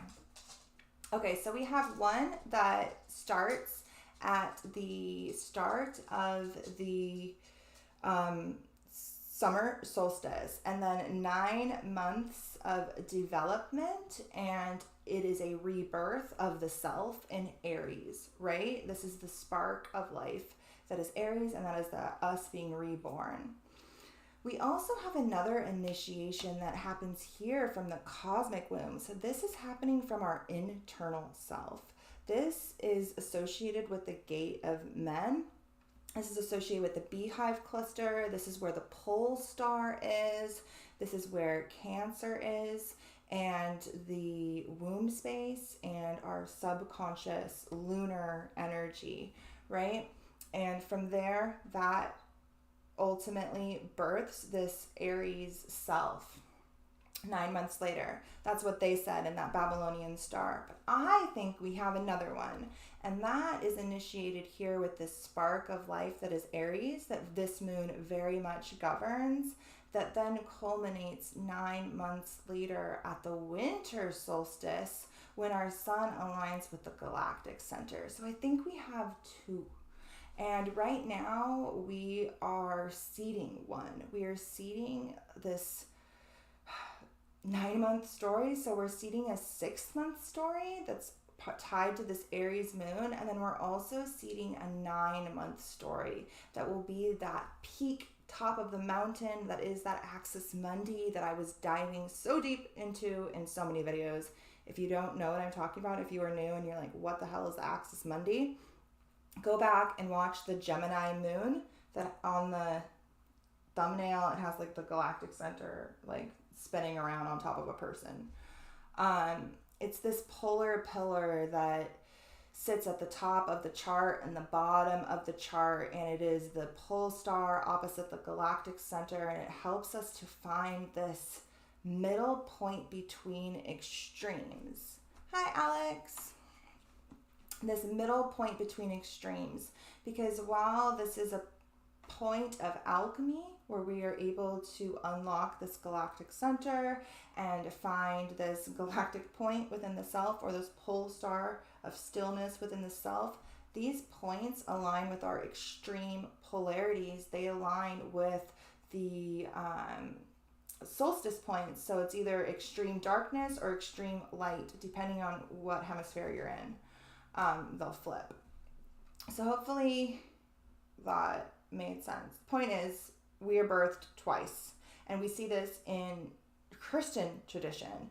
We see the birth of Christ happening at the winter solstice, Christmas, right? And we see the rebirth of Christ happening in the spring, the equinox, and whatever. Hopefully I made sense, because I think I explained that. Okay, so if you guys want to read more about my whole tip, and other people had things that like bounced off of this, go to this thread on Discord, and then just scroll up to the top, because there's not too much stuff in that thread. The identity between sheep and men is further elaborated in royal ideology, where a flock of sheep is used for a metaphor for the ordinary people, while a king is represented as the good shepherd leading the flock.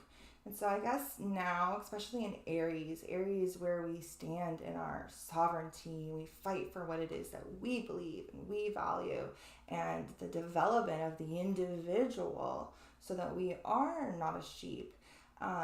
And we are exerting our own will, but not too much, because then you like fall into, Hitler was an Aries. Hitler was an Aries, and he definitely exerted his will a little bit too much. And so it's about finding that middle ground, right? Not a little bit too much, like a lot of bit too much. Although Aries is famous in modern astrology for being the first sign of the zodiac, it does not hold this position in Babylonian tradition. On the contrary, the leader of the celestial hosts is actually the Pleiades star cluster, with the hired man more often than not falling in the final position. So the Pleiades falls here in Taurus. Actually falls a little bit off the node. It's like right where Taurus cuts into Gemini. It literally falls a little bit in each one of these signs. So that means that in Babylonian tradition, their zodiac started here, and it's because they were eradicated during, and really in power very strongly during the age of Taurus, when Taurus was at the equinox point. But their zodiac starts here and it goes all the way around, and it ends in Aries. It ends with the development of the self, I guess. I don't know. I don't like it, but it's a thing that I guess they did. Okay. We can date the start of the zodiac with Aries in Babylonian tradition to about 7th century BC. While we can show its connection to the Pleiades as far back as like 1200 to 1000 BC. The earliest evidence of a celestial ram existing in Babylonian culture, we can find that as far back as about 1600 BC. Before that, there was no ram or anything like that, at least not in that area of the world. So this constellation is very much associated with this Christ-like figure.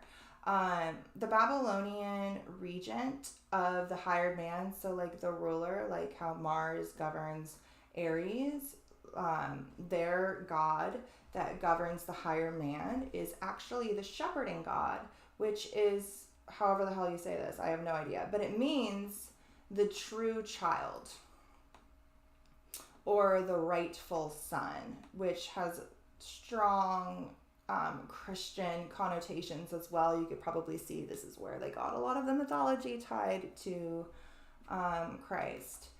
So he is one of the earliest and most popular gods in Mesopotamia, where he is thought of as the spirit of life that is manifested in all aspects of nature. He has many different iterations, but he's usually attributed with abundance. The myths surrounding that shepherding god largely concern his springtime courtship with Inanna, which culminates in the ceremony of the sacred marriage. So Inanna is a myth that is very strongly connected to Persephone or Ishtar, this concept of the divine feminine who traverses the underworld during half of the year, or rules or governs the underworld during half the year, and also the upper world as well. Inanna is that same sort of archetype as Persephone, but she is not kidnapped. Well, kind of. This, I said, is very strongly associated with the Libra full moon. So the myths say that during Aries season, this god is concerned very strongly with his courtship with his divine counterpart. And during Aries season, we always have a Libra full moon. Libra is the sign of the counterpart, of partnership, of marriage, of courtship. And this Libra moon happens in the springtime. And it is culminated in a ceremony of sacred marriage. And so I bet you that's its connection, the Libra moon. Fertility of all nature was promoted by this sacred act of union. Even though that shepherd god represents the spirit of life, it is his fate to die. So this mythology speaks very strongly to the Demeter Persephone archetype. Instead of a mother-daughter dynamic, it's a husband-wife dynamic, which is also, we see that a lot in Egyptian mythology as well. Okay, so even though that guy represents the spirit of life, it is his fate to die. So like the sun, solar god. As summer strips the land. No, grips. That is right. As summer grips the land, the rains cease, vegetation dies back, and the abundance of springtime wanes. That guy has dreams of his impending death and asks all nature to mourn for him. Such efforts are ultimately futile, as he is doomed to death. At the height of the summer, the demons of the underworld search him out, bind him, and carry him to the land of the dead. Some variants of the myth describe how he escaped the demons by diving into a river, but even this ruse failed, as the river carried him down to the underworld. But as the spirit of life will ultimately triumph over death, like the sun god, his patron and protector, this guy returns to the land of the living with the returning year. The child escapes from the underworld and the whole cycle starts over again. We're at this part. We're at the start over again part. We're rising. Other astrological texts associate the hired man with another god, Kingu, which I think that etymology is probably strongly connected to the king and solar consciousness, I'm sure. But Kingu, whose death brings life. Kingu appears in the epic of creation, where he is the battle leader of the monstrous hosts that fought against the gods. After the gods attained victory, they used this guy's blood to make humans. This right here, this battle leader, this also, and this like light bringer of like creation, speaks very strongly to the like Lucifer archetype as well. Inanna and Ishtar are also connected to that same archetype as well. The morning star, the evening star, the descent and the rise. Aries has been called the prince of the zodiac, the prince of the celestial signs, the leader of the host of the zodiac. It has also been associated with the ram that Zeus changed himself into to escape pursuit of giants. So there's multiple different rams in Greek mythology that are attributed to this sign. He actually ended up fleeing to Egypt, and there the constellation was called Jupiter Ammon. They mean Aries. Aries went to Egypt, like expanded to Egypt. Maybe they don't mean that because Egypt was before Greek mythology, was before Greece. I don't know. Anyway, Aries is the leading sign in all systems that are sent down to us by the Greeks, but not in other traditions. This is from my astrotheurgy book. It's based in Gnostic astrology. It's like esoteric Christianity, but like mixed with like Gnostic mysticism. According to this, it's a modern book written by a modern guy, but he cites a lot of He cites a lot of more ancient sources, but I don't normally vibe with most of it, but I do always read, I like to read all the different sources, you know what I mean? And there's always a couple of little tidbits that I'm like, oh yes, I like that. But a lot of it is like rooted in ceremonial initiations that I don't vibe with. But this stuff is good. Okay, so it is urgent for the light of Aries to develop within our cerebrum, awakening our consciousness, developing the secret powers obtained within the pituitary gland and the pineal gland. The power of clairvoyance resides within these two small glands. So this book has each sign broken up, and it has like different exercises of initiation and the different things that you would focus on throughout the zodiacal year. And for Aries, the focus is very much on awakening these parts of our brain in order to like turn on our clairvoyance. And so we're really flooding the head with light in order to activate both the pineal gland and the pituitary gland. And Aries governs this area of our body. So both glands are joined by an extremely fine duct, which we can see in corpses. I wrote here that the equinox is this moment of the middle, and perhaps that is when we can... Is it written by... Hold on, it's right here. I'll tell you. Yes, it is. That is who it is written by. Do you have it, Fallon? I'm not a fan. I like maybe like 25% of the things he has to say in this book. But of the 25%, like that I really like. But the rest of it I think is crap. But yes, it is written by him. Okay, so where is I at? So this equinox moment is this like moment of the middle, right? This balance between light and dark, left and right. Our hemispheres of our brain, ideally, and perhaps even this fine duct that sits between these very important glands within our brain. I would recommend it if you want it. It's an interesting reference, but like I said, I'm not big on ceremonial ritual initiations created by other people. She says, I find his writing quite blunt, but I know it's been interpreted too since he speaks Spanish. I did not know that he speaks Spanish. I didn't know that. Yeah, it's blunt, and it's like he just makes bold statements that aren't really like rooted in much of anything. But he has good shit too. Okay, so we're at this moment of the middle, right?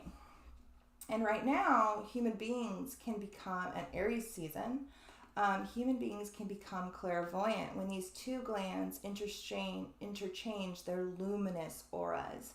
And so doing a sort of like visualization where you're like flooding your head with light and your picture, maybe look up some pictures of the brain and where these glands kind of reside, and you can envision that and envision it being like flooded with light and this like interchange occurring through this fine duct that can be seen in corpses. Such a weird thing to say. And this interchange occurring between their luminous auras, right? Okay, so this is how they can begin to perceive all the marvels of the subtle world. This is how we will know all the secrets and talk to the sidereal gods. So he has this theory that all of this fixed, it's pretty similar to my theory, except for I don't look at them as like, he calls them like sidereal genies. Like they're like these little consciousness sitting inside of each star and each planet. And I look at them kind of like that. It's like archetypal consciousness. But he's really trying to like invoke them as like a deity, and that's not really my jam. I don't really see them as like outside of me. I'm more trying to like integrate them within my own consciousness. But that's what he's talking about here, is if you can turn on this like luminous aura within your mind and activate your clairvoyant abilities, then you're able to know all of the secrets, he said, and talk to the sidereal gods. Then he said some stuff here that was just like way far off in left field. I was like, yeah, I'm taking that out. And he goes, an enlightened clairvoyant is full of light and fire.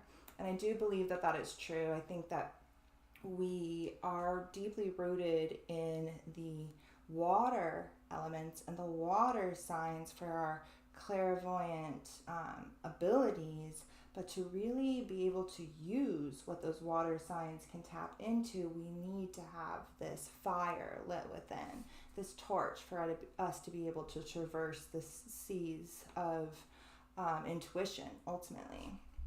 So Aries is the symbol of Ra, Rama, the lamb. By properly singing the mantra Ra, it causes the spinal fires to vibrate and rise. Aries is the first zodiacal sign for fire. It possesses a formidable energy, and the human being, the micronism, capture it in accordance with this manner of thinking, feeling, and acting. It is very much associated with willpower, but the question is like, how will we utilize this? We have it at our fingertips right now. We don't ever want to assert our will too much. You guys know I'm not really about that. I'm more about finding alignment with existence, just alignment, your soul's natural alignment with your natal chart and the astrology as a whole and what it is that you came here to do, as opposed to trying to tweak things and bend things to your will. This is from this book I got from Tavis. It's really great. The Witness of the Stars. It's interesting because it's one of the few astrology books that I have that's rooted in the Christian tradition. And, I talk a lot of crap on like the church and stuff, but I am actually really rooted in like Christian archetypes in my own personal practice. They fascinate me, and I really do think that the Bible is, it's been translated so many times that it's lost a lot of its core message, but ultimately all it's talking about is the sky. It's just a whole bunch of stories about stars and planets and the sun, and then they like mixed in some history in there too, and mythologies from other places, but really it's rooted in astrology. And this book does a really good job of breaking that down. And so these are just a couple of quotes from there. So it goes on to say that the second book of the four Gospels, which I think is Mark, don't quote me on this, but I think it's Mark. It didn't say in there, but I think it's Mark. Okay. So the second book begins with the goat dying in sacrifice, and it ends with the lamb living again as it had been slain. Quote, as it had been slain. The goat had the tail of did not proofread this at all, you guys, by the way. The goat had the tail of a fish. The goat is Capricorn. This is the winter solstice. And it says here that indicates that his death was for a multitude of the redeemed. I have no idea what this means. If anybody knows what this means, go ahead and I have no idea what that means. I tried to even Google it. I have no idea what it means. Okay. But the reason I put this here is to show you that in the second book of the gospel, it's literally talking about a fish-tailed goat, Capricorn, dying in sacrifice at the winter solstice. That's the peak of darkness. That's the death part of the year. That's where we really are diving deep into this womb space, and we're at this, what I call the backside of the mountain, where we are having this inner flood occur that ultimately results in us merging back with Pisces and the Akashic realm, and death itself, so that we could be reborn again as the lamb, living again, just as it was slain. This is pictured by the ram or lamb, full of vigor and life, not falling to death like in Capricorn. Aries is the ram. In the Dendra zodiac, which is Egyptian based, its name is, however you say this, I have no idea, but it means the reign, dominion, or government of Amun, which has a lot to do with Amun-Ra, the sun god, and also like the archetype of like Adam and like archetypal man as well. The lamb's head is without horns though in this zodiac, and instead it is crowned with a circle, which is very indicative to almost like a halo, right? Or this like illuminated orb of enlightenment or ascended consciousness, perhaps. So this is from the New Testament. Behold the Lamb of God, which taketh away the sins of the world.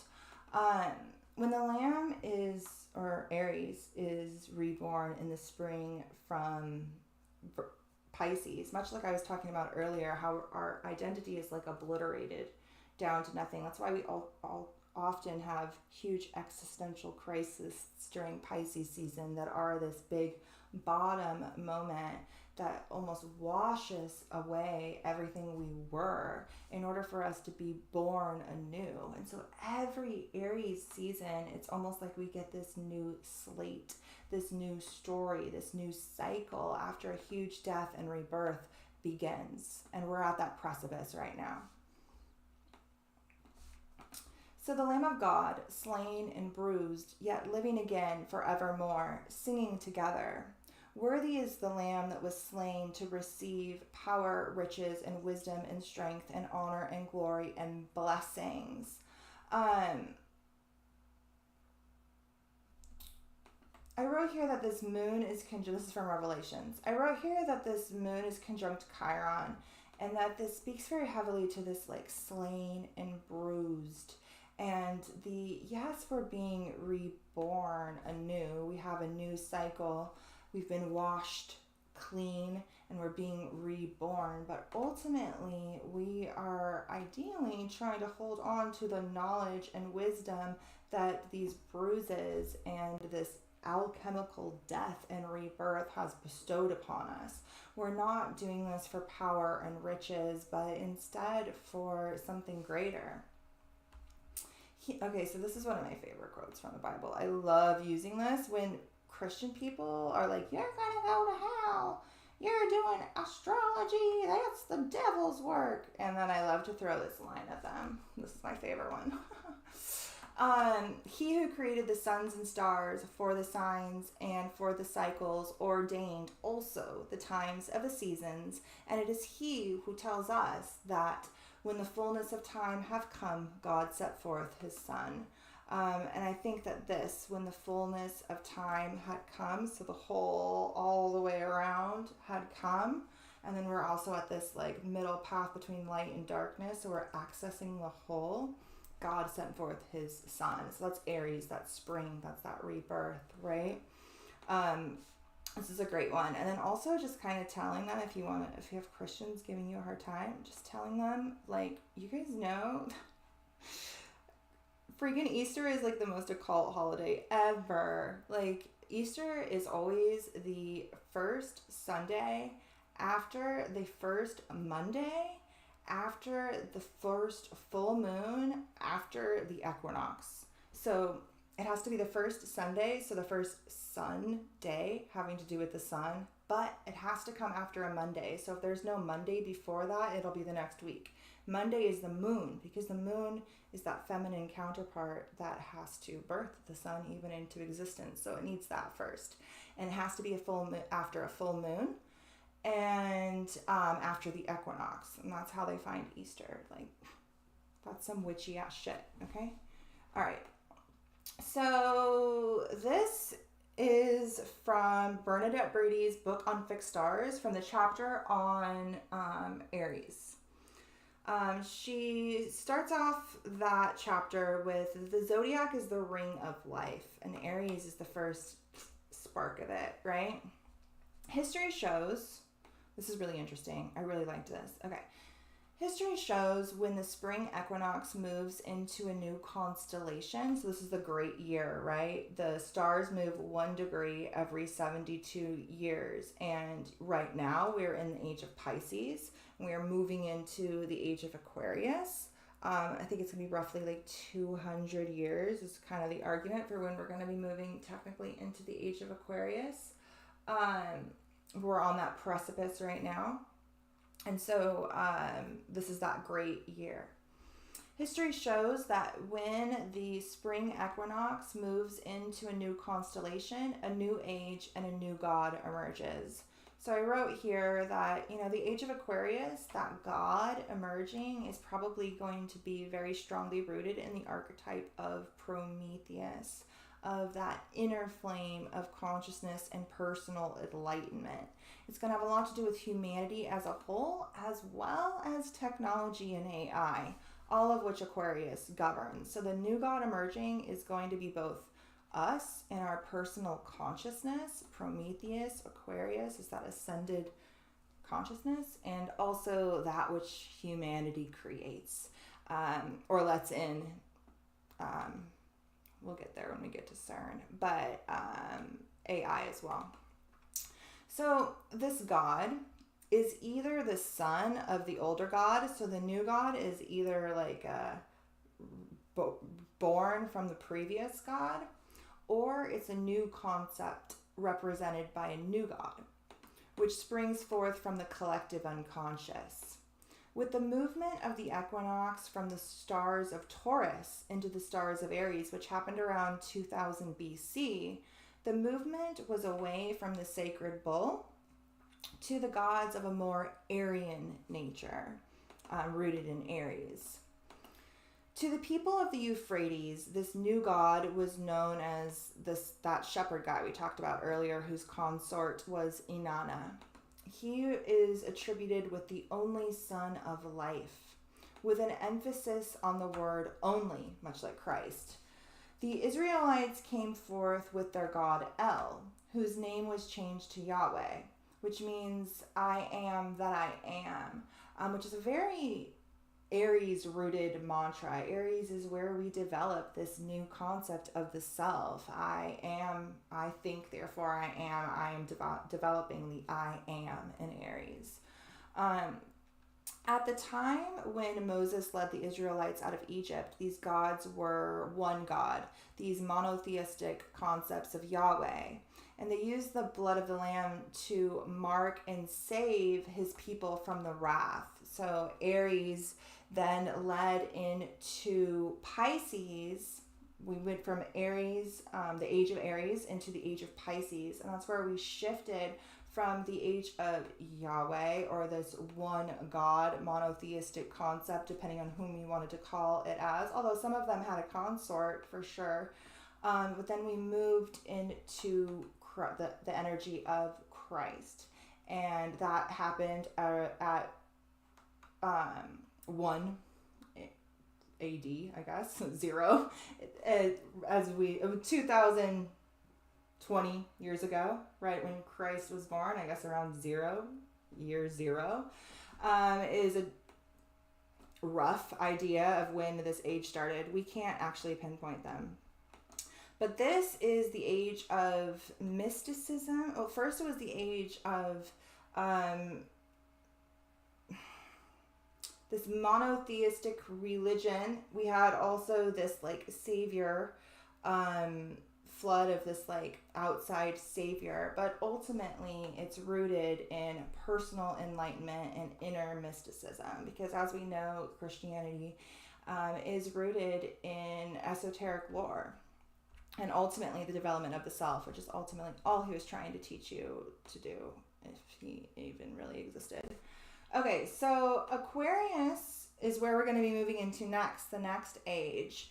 And this is going to be the age of tech, and both the involution and the evolution and involution of the collective consciousness.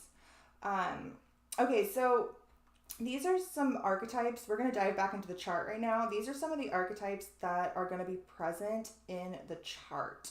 So I just want to kind of cover them here really quick, and then we'll hop over to the chart and we'll finish this up. I'll keep this here so you can have it in front of me and we'll go over there.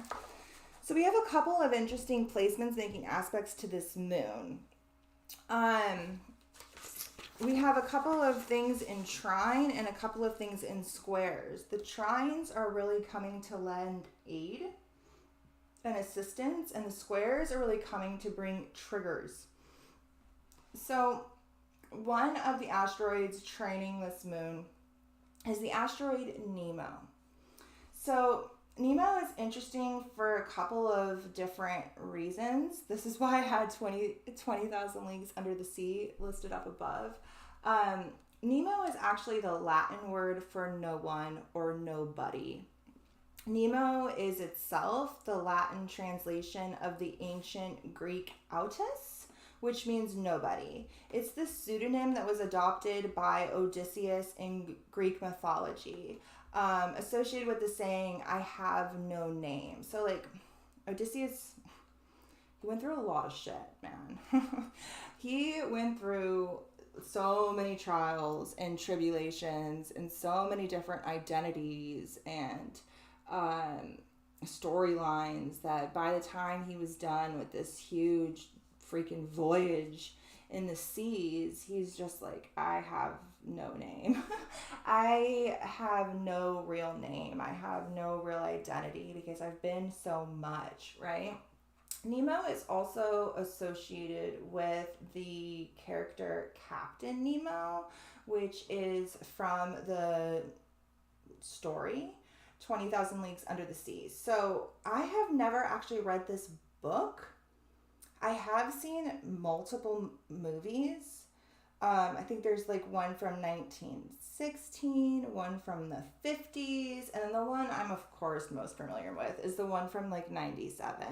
So to be fair, most of my archetypal lens for this character is derived from the 97 movie, which is free to watch on IMDb. I checked. I wish I had read the books because this character is super interesting, and I know that I would be able to kind of like dive deeper into it. I need to buy those books. I need to get those books. But anyway, so Captain Nemo is kind of like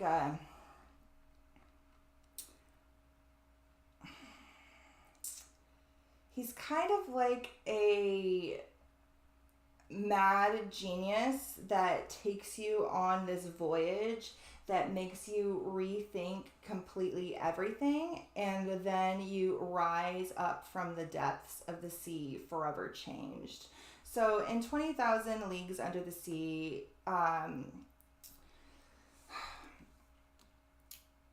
there is a scientist and his daughter, and they're like going out onto sea to ultimately solve a mystery. I think they're looking for like a narwhal. Actually, they're looking for a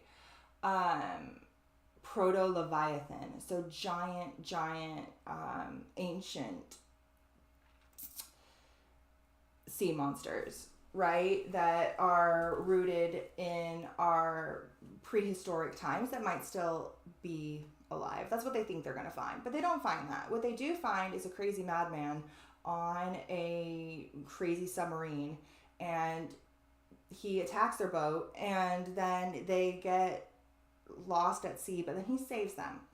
And they go on this whole journey. His boat is like, or his submarine is like a floating Alexandria library. It's full of all this relics of ancient knowledge and wisdom. They even find Atlantis at some point. They float over Atlantis, and they do all these wonderful things.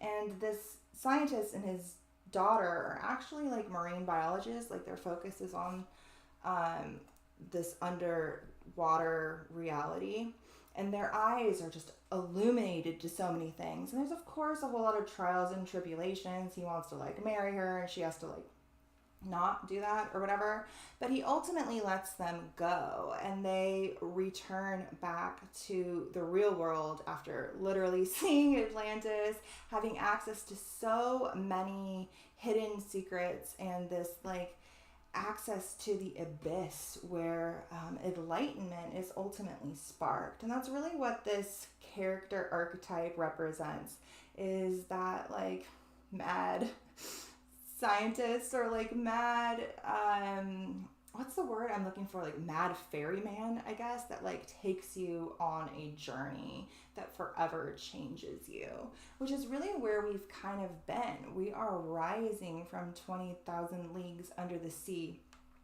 after seeing a whole bunch of stuff with this new sense of enlightenment, right? So in this story, like I said, he's credited with finding Atlantis. It's very rooted in enlightenment and the accessing of hidden secrets. Focus on like conquering the depths of the abyss of the sea. He's also responsible for conquering the poles, like the North and South Pole, particularly the South Pole. And then he's known for this particular motto. So his ship is called the Nautilus, which actually means sailor, which I think is really interesting considering how we've been so focused on this pole star and this guiding point for this voyage that we've been on. We've been talking a lot about Odysseus and these quests and being able to like find our footing when traveling the depths ultimately, right? So he has this saying that's mobilis immobile, and it's a Latin phrase which translates to moving within a moving element, or sometimes it's translated to moving within motion or changing within change. And that's really where we're at. We're at this like cardinal spark of change after really coming from this Piscean energy of moving within the element. And now we're really changing within change and being able to remain malleable. We also have the asteroid Cupid, which is another iteration of Eros, trine this moon. It's actually conjunct Nemo. And this is the asteroid of passion, of love, of erotic love. He's the lover of Psyche. And then I saw this quote today on Instagram, and I thought it was perfect, so I added it on here. This is from Veronica Goodchild. She's a professor of Jungian psychology. Oh my God, I didn't proofread this at all. Okay, love is a paradox. It evokes all, and this is something to really think about as we traverse the next 2 weeks. towards this Libra full moon. Love is a paradox. It evokes all our shadows. It is this great undoing. This particular, particular, why can't I say that word?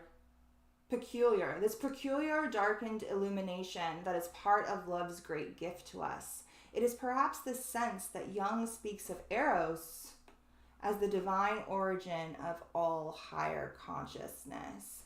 And so we have this point, and I'm about to show you this on the chart. We have this point that is like all of this knowledge and wisdom that we obtained on this really freaky, weird dream quest in this mad dream world, right? And now we're rising from 20,000 Leagues Under the Sea in Aries season in the spring, forever changed and ready to move with the moving element and change with the change and like spark things into being. And a lot of this is going to revolve around our integration of love, but also our processing of these deep cardinal passions as well, which Aries very much represents. And then these ones we'll get over to as we go over to the chart.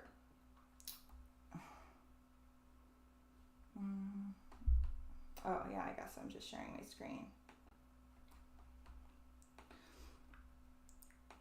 Okay, so we're going to expand this out a little bit, okay? So the first thing that I want to point out on this moon is this grand fire trine. This is where aid is being lended in to this moon, okay? We have Lucifer conjunct Pandora here in Sagittarius. We have Nemo and Cupid here in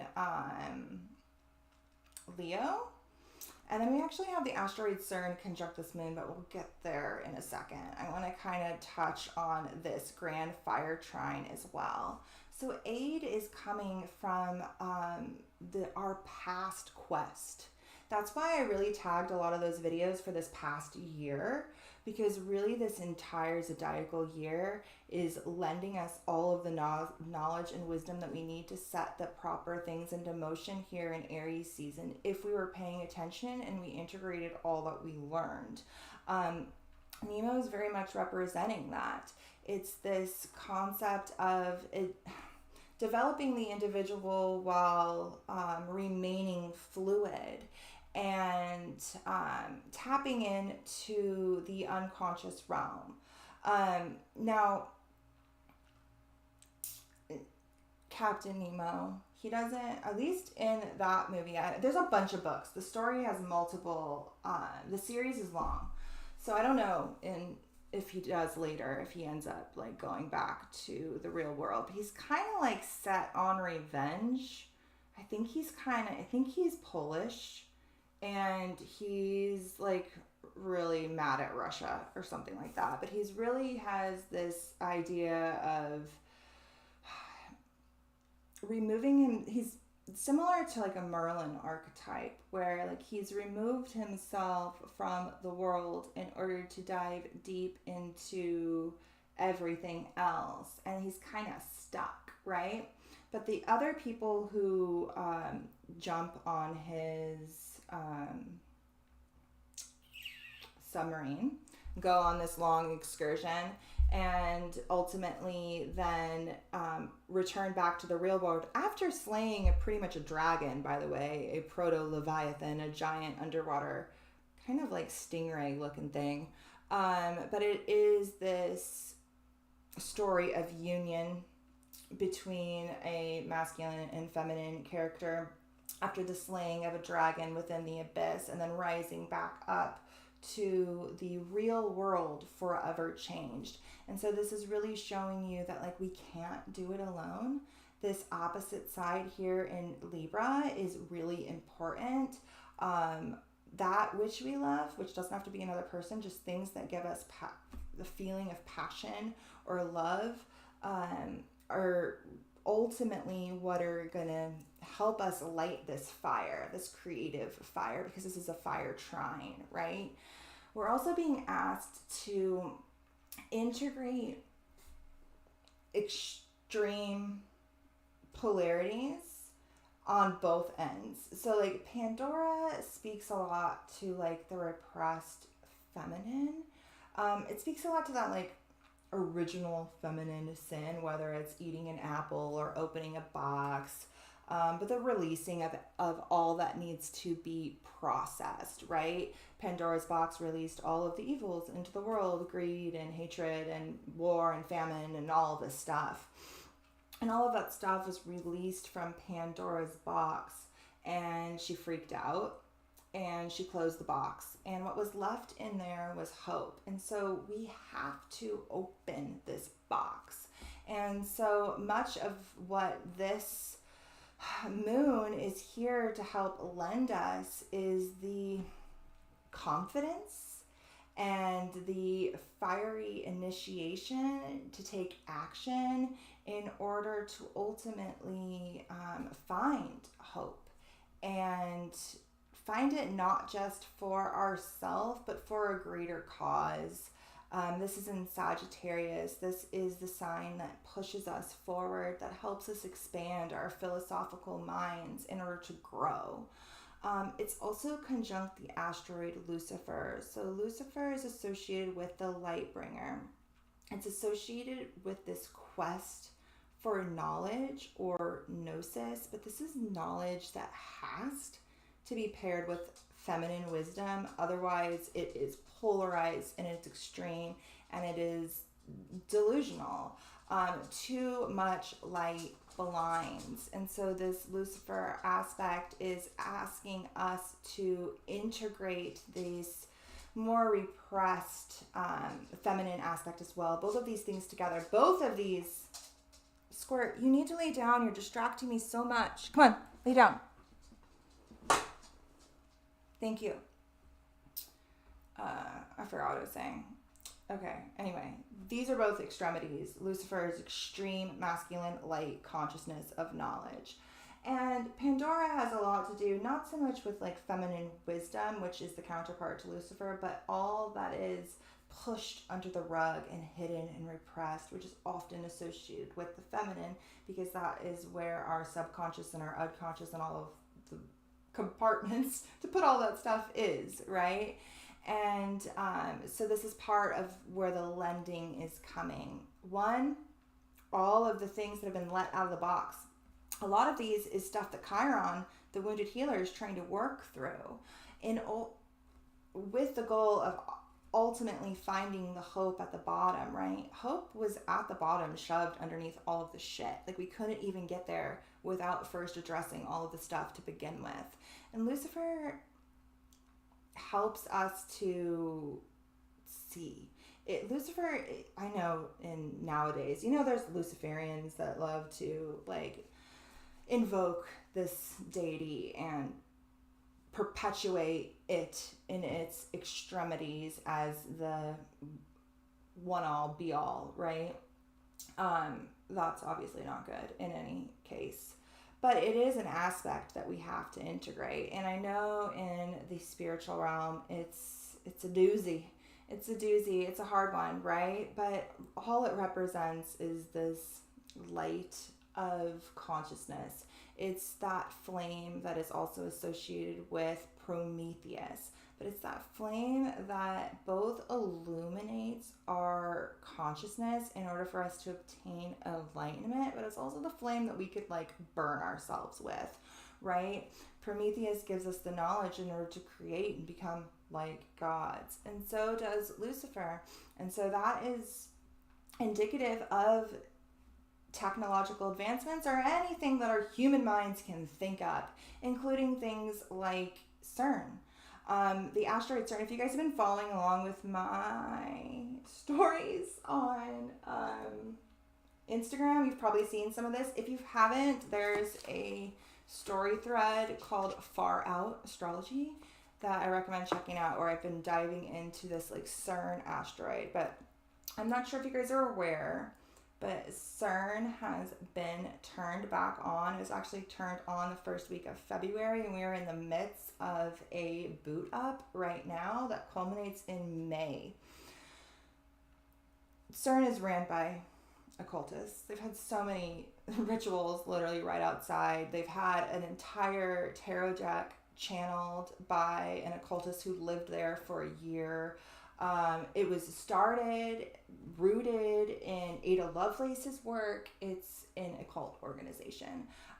They know for a fucking fact that the CERN asteroid is conjunct this moon right now, and they are very much using this as a period of manifestation, which is ultimately what I think CERN is a giant manifestation machine. But whether it is, I mean, it's rooted in the study of particle physics, studying both the effects of like the Big Bang or black holes or dark matter or dark energy.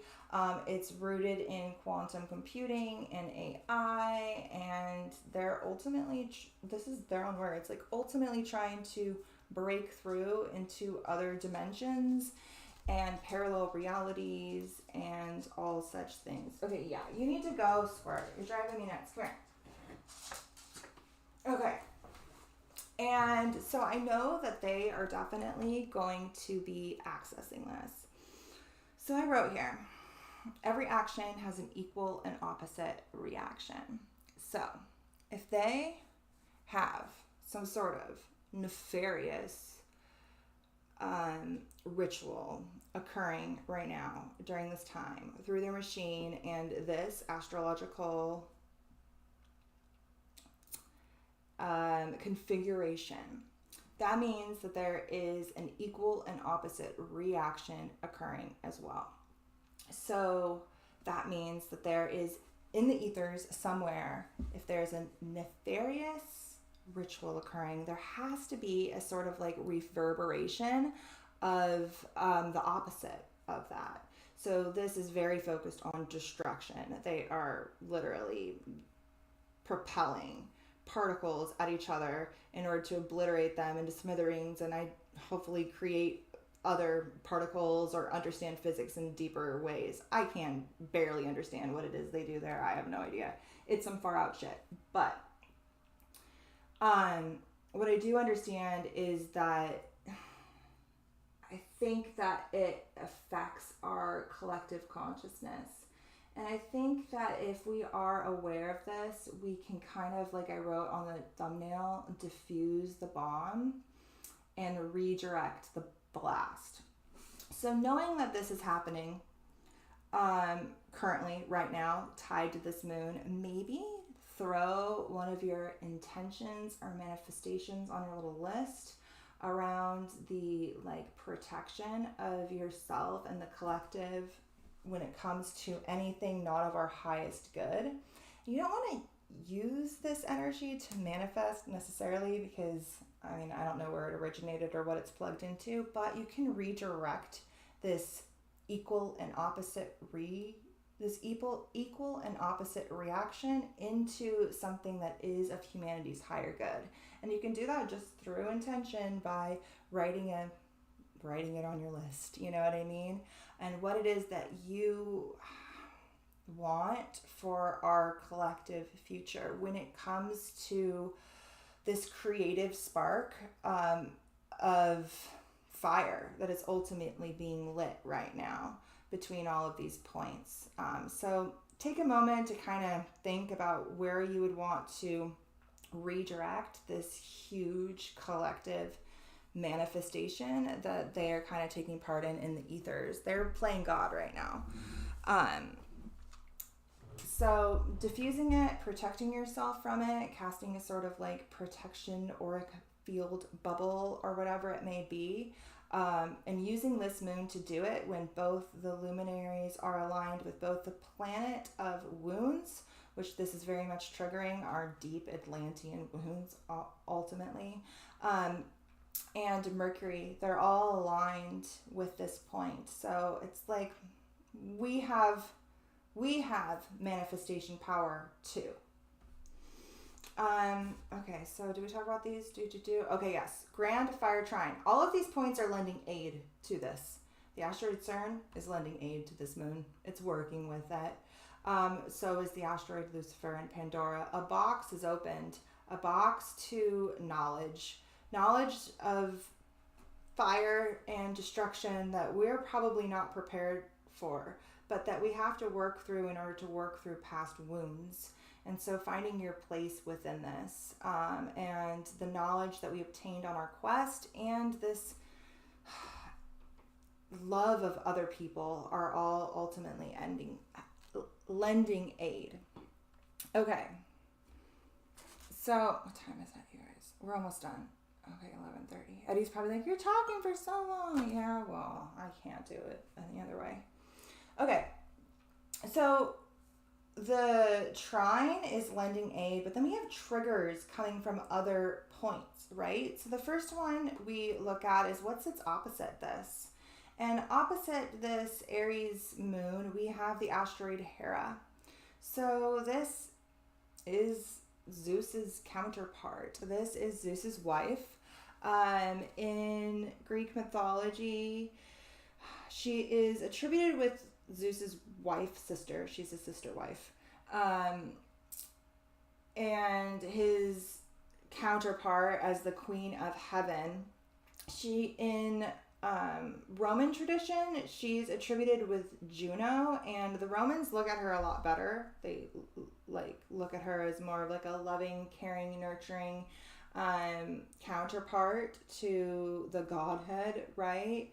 But in Greek mythology, Hera is actually looked at as more of like a resentful and jealous, angry wife. But really, she's only like that because Zeus keeps raping everybody. And she's like, yo, what the hell? Can you chill out? Like, this is too much. And so she is this feminine that was wronged ultimately and not honored and not really seen as the other half that she is.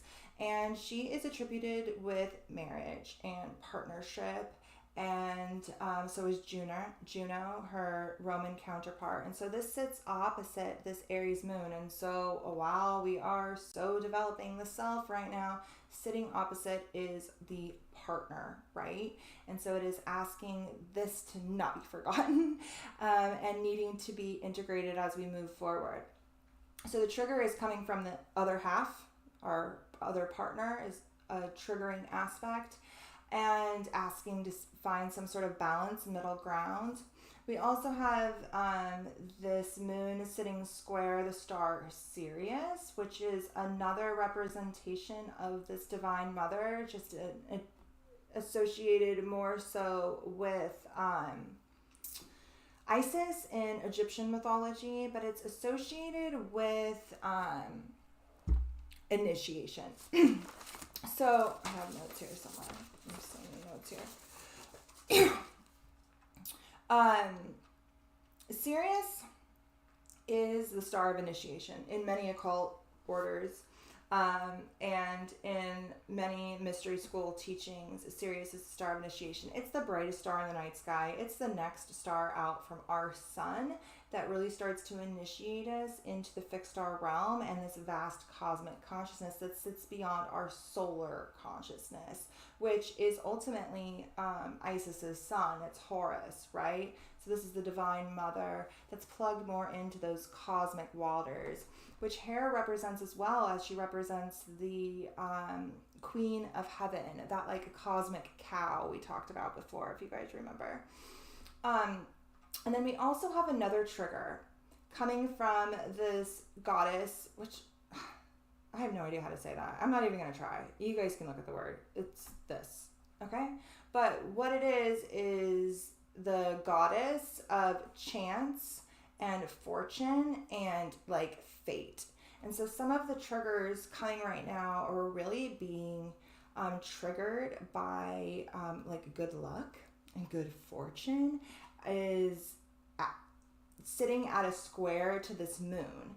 And so it's lending aid. It's asking us to give and take between conflicting desires, between our will and what it is that we want, and more of our like fortune, our soul's fortune, like that's already like a little bit outlined for us by, like, I don't know, destiny and fate and things like that, which you know, sometimes us exerting too much of our Aries will gets in the way of like what it is that is waiting to be unfolded for us.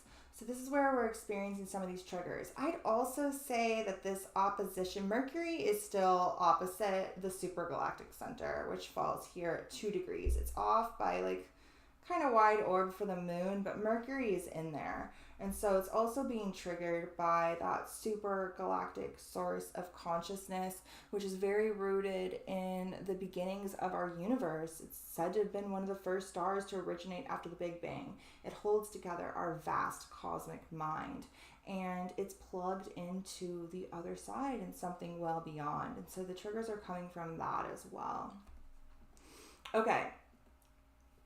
So I want to talk about the Philosopher's Stone and how it's literally here in the sky. Okay, so I pulled cards, you guys, and one of the cards I pulled was the stone for the Philosopher's Stone, and I had already written that in my little thing, all the stuff I want to talk about. And if you guys remember last year, around this time, the videos that I had done and like the rituals that I had outlined for the moon had a lot to do about accessing this Philosopher's Stone within and this inner alchemy of this chemical marriage. And we even like made a stone. I have it on my altar. If you guys have been here, you guys probably have one too. And then I realized after pulling that card and pulling the aspects here that the Philosopher's Stone is literally represented here in these aspects. So I'll show you a picture of it in a second, but if you guys are familiar with it, it's normally represented by a triangle with, well, it's a circle with a triangle. It's actually a circle inside of a square, inside of a triangle that's inside of a circle. And that's pretty much what we have displayed here on the screen. We have this grand fire trine as the circle. We have the as the triangle.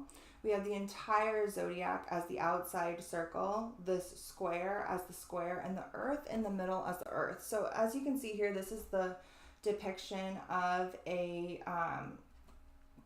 alchemical symbol for the Philosopher's Stone.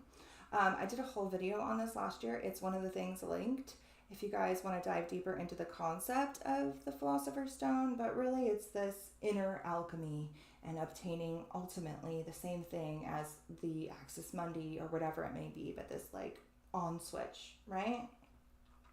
And we see it literally depicted here in the zodiac. So we have the grand fire trine between the moon, Chiron, Mercury, and CERN, which trines Cupid and Nemo, which trines Pandora and Lucifer. This outside circle is representative as the zodiac. This is the celestial realm, the as above. The inside circle is Earth. It's us. It's our body, our mind, our soul. This is the as below. This square is represented by the moon here, Sirius, Hera, and Fate. And it's all laid out here. Traditionally, what this really represents is this circle of this like primordial feminine consciousness that gives birth to the masculine consciousness that is represented by the square. We see this in Freemasonry with the square and the compass that makes the circle. That's the feminine, and the square is the masculine. These two things are united by the triangle. They are united when the 2 becomes the 3. I went off on a whole tip on this on another video. But then the outside circle is a representation of the whole, and it's this reflection of the as above and the so below. And so I didn't really do any sort of like sigil or anything for this moon, but I thought that if you guys wanted one for any meditation or ritual work that you might do, the Philosopher's Stone would be a really great symbol to use. I have notes here. I just want to see if I said everything that I said I wanted to say. Gnosis, knowledge. So we are starting a new 6-month story of individuation. before we have that outer story, that outer journey of the hero's journey. Right now we're developing the self. And this symbol and this moon is here to help us develop the self more so than ever before. Okay, so a couple other things that I want to add that are happening right now. We have Atlantis conjunct the galactic center. I talked a lot about this in the monthly video. It is exact today. The moon is actually tomorrow, but it's exact today. This is a collective boost of the past, an inflood, a flood of remembrance, and it's like projected from the center of this like vaster mind, right? The galactic center is our sun's sun. Our sun that helps us see revolves around this. So the sun is dependent upon this point to help it see and be and exist. So it's an even vaster source of consciousness ultimately. And Atlantis is transiting it right now. It's actually sitting opposite Lilith and the pole star. So really we're diving into the hidden, the secret, the repressed, and the darker aspects of this Atlantean timeline. As we can see, kind of playing out by these dangerous experiments and us playing with fire and things we shouldn't do that are ultimately going to end in our destruction. But, you know, humans don't like to learn lessons, so that's fun. But this is a really strong aspect. Looking to see where this is in your chart will help you, and if there's any planets there, will help you to see where this is kind of like speaking to you through, where you're kind of having this timeline reflected in your reality. Where is Sagittarius for you? We talked earlier about how Uranus is conjunct Hecate, and it's in a semi-sextile to this moon. So I'm not really going to talk about it here now, but that's that awakening of that mother maiden crone, that grounded witch energy that helps us to light our torches in the abyss, but we need to be grounded first and connected to the land and the cycles and all of that. This moon is actually in a quincunx to Alexandria. So Alexandria is currently at 13 degrees of Virgo, and it's in a quincunx. So this is what astrologers call an annoyance. It's an annoying aspect. It's off by 30 degrees from an exact opposition. And astrologers, well, Rick calls it a pebble in your shoe. It's like an annoyance. It's like a little trigger that is irritating, but like forces you to like pay attention to it, I guess. And being as though it is Alexandria, it's very close to the asteroid Psyche. These are psychic wounds that reside with Virgo, reside within both our mind and our body, our core, which are just reflections of each other, that revolve around our cord being severed when it comes to the knowledge of our past, which is ultimately what Alexandria represents. Lost sacred knowledge, right? And we've ideally been trekking this zodiac time and time again in order to remember this by this path of individuation and development and enlightenment and ultimate ascension beyond this paradigm, right? And so a lot of the irritating energy that's coming up right now is coming from this not knowing because it's gone and having to reclaim it. And being as though it's in Virgo and it's retrograde right now, the reclaiming is happening in the physical realm. It's happening physically within our minds. Virgo is ruled by Mercury, the planet of the mind, but also the body, because it governs the sixth house of the body and this balance between the body and the mind. Okay, and then last but not least, we cannot leave without talking about Aries. Aries, like I said, Aries season is pretty much Aries season. She has to be invited to the party. We also have this moon falling in the stars of the constellation of Andromeda.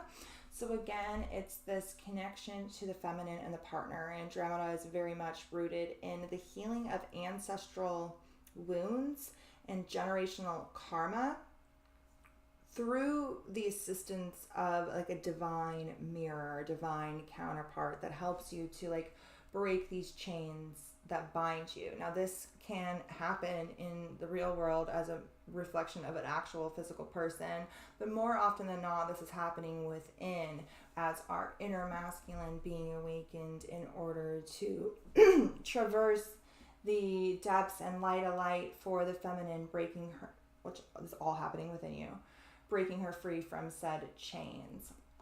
Aries is very much associated with liberating through chaos and discord. So I'm going to kind of cover those notes at the beginning that I never kind of went over, to kind of make sure we cover all this as I have the chart in front of me. So I wrote here that this moon is rooted in the archetypes of the Fool, the Magician, the Healer, and the Alchemist. So Aries represents both the Fool, it's the start of this new beginning, this new cycle, but also the Magician. It's really the which one are we manifesting from? And a true musician knows that he's always the Fool. He's always the Fool, starting anew. And coming into his power once more. We're also very strongly aligned with this healer archetype and the alchemist with Mercury. Mercury literally being the alchemist that merges the two things into something new. The celestial messenger is speaking. That's Mercury, and a new 6-month story is beginning for us. We are rising from 20,000 leagues under the cosmic sea, forever changed. That's what this moon is. This is our ascent. This is our rise. The movie, 20,000 Leagues Under the Sea, ends with a quote by a philosopher whose name is escaping me right now, but the quote is, "Who can fathom the depths of the abyss?" We've survived it. We can fathom it. We've been there. I mean, not all of it. We can't ever fathom the whole depths of the abyss, but we've come up for air. And now is when a new story unfolds, but we're at this weird liminal space where like we don't have a name yet. We've lost our identity by merging back with the abyss in order to attempt to fathom it in our existence within it. And now we're at this point where we have no name, much like Odysseus or Nemo. We have no name because our consciousness had expanded to be so vast. But now we've been reborn, and now it's a developing of that identity once more. The next quest is upon us, but first we have to redevelop the self. I guess we'll cover that when we go into the cards, but we are dreaming in layers. We're still very much living in a waking dream. We just now have these like sparks of consciousness happening within it, these sparks of lucidity. We literally just traversed a mad dream, much like they do in the story 20,000 Leagues Under the Sea. And we have unlocked the wisdom of this dream, accessed the Philosopher's Stone, and this alchemy that it was ultimately leaning us towards.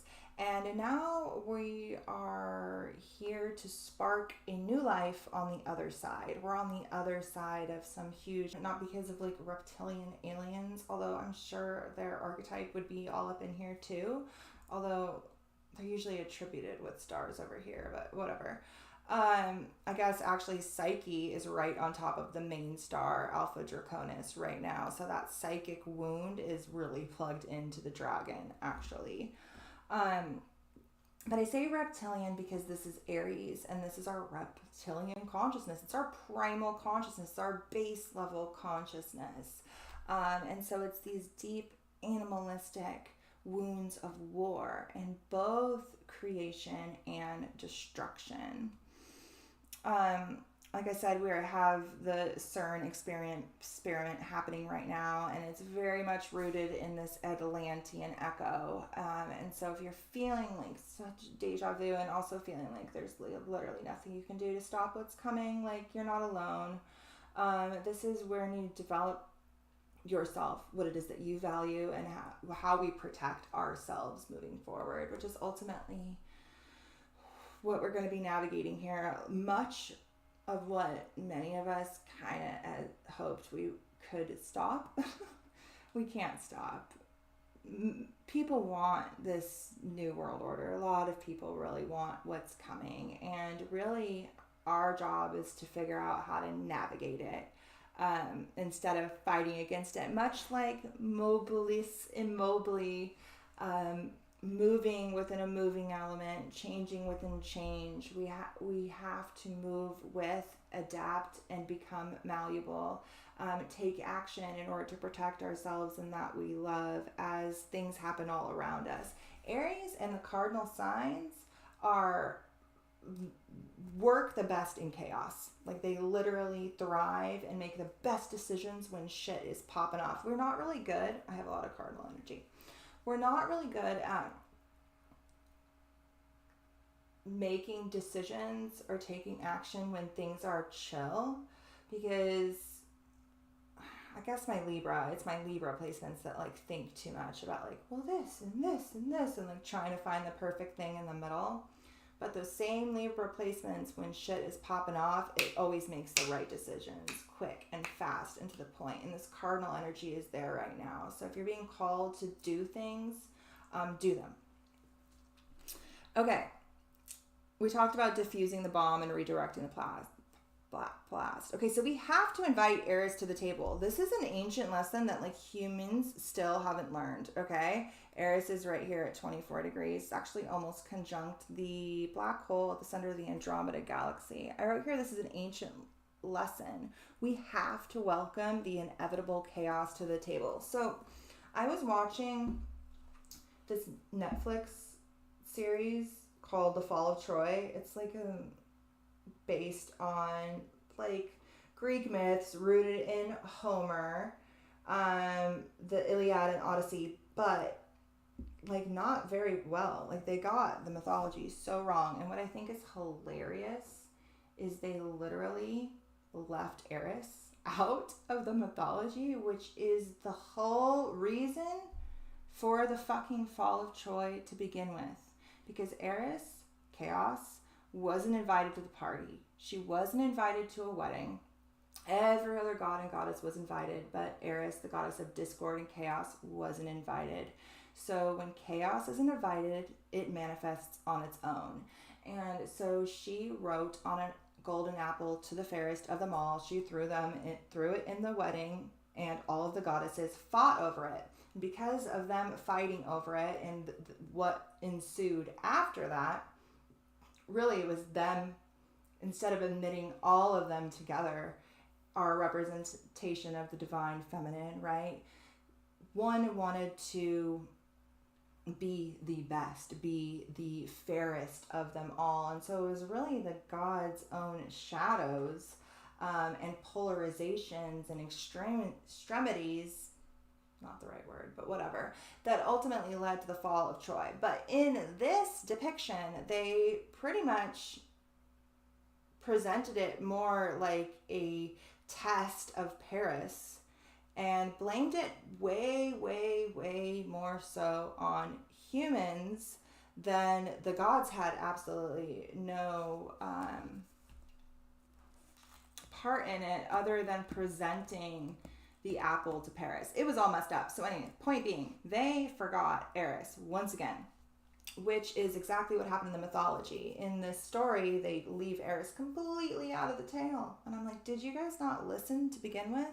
This is who we have to welcome. And Aries, if there's any sign that's here to welcome in the chaos, it's Aries. So that might be another good intention to set, is like welcoming chaos to the table, understanding that chaos births creation, Chaos gives something for us to even order to begin with, and chaos is ultimately this primordial source that births it all.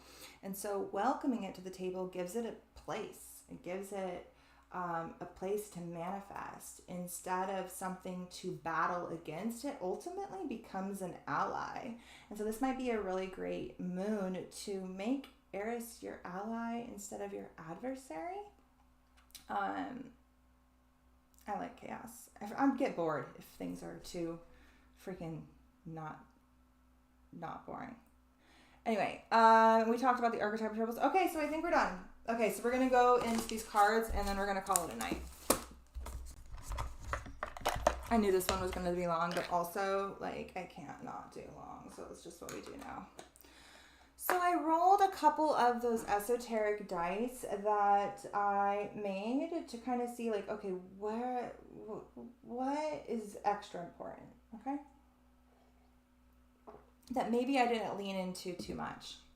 And what came out was the nodes. So Venus is actually square the nodes. So looking again to see where Venus is right now. Mars is there too. Here in Aquarius, looking to see where Aquarius is in your chart, and also these nodes. These nodes are going to be this next big story we enter into, an eclipse season. Fate, destiny are going to take the reins, huge propelling forward. And a lot of the triggers are coming from this house right now, which is really being lit up. So looking to see where Aquarius falls is going to help you to understand that a little bit deeper. The star glyph came out with the Gemini glyph. This makes me really think of the pole star, which falls in Gemini. And that pole star right now is aligned with Lilith. And so it's kind of asking us to dive deeper into the recesses of that primal psyche in order to spark lights, like the pole star, and illuminate what's in there. The pole star is like our guiding point, and right now that guiding point is pointing at Lilith. It's really pointing at the forgotten, the repressed, the shadow, which holds, you know, all of our shit, but also all of our magic. And then this moon sits opposite Libra. So we have a Libra full moon coming in 2 weeks. We have Hera over there as well. And it's asking us not to forget the other. While we are developing the self and our personal will, not to forget that we aren't the only one that exists. So let's read this archetype card, the stone, which I can't believe I pulled this card, you guys. I had literally just wrote down the Philosopher's Stone and all this stuff, and then I pulled this card. I was like, I knew it. Okay.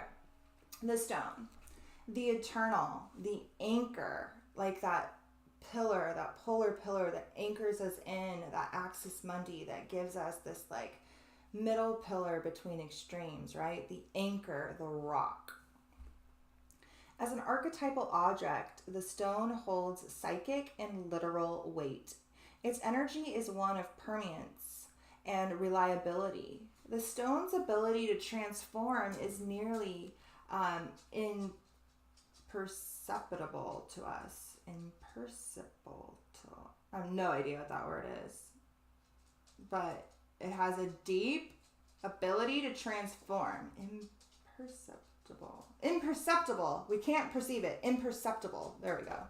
Transform is nearly imperceptible to us as it changes ever so slowly over countless human lifespans. A single stone may see thousands of generations come and go. Therefore, it contains an ancient and eternal presence. The stone is best used to anchor our wild side.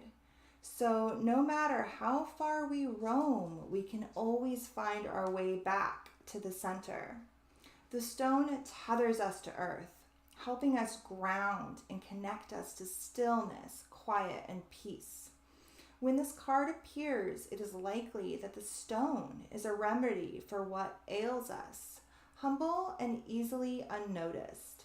The power of the stone balances the frenzy of our world. So this stone is going to help us navigate the chaos that's all around us.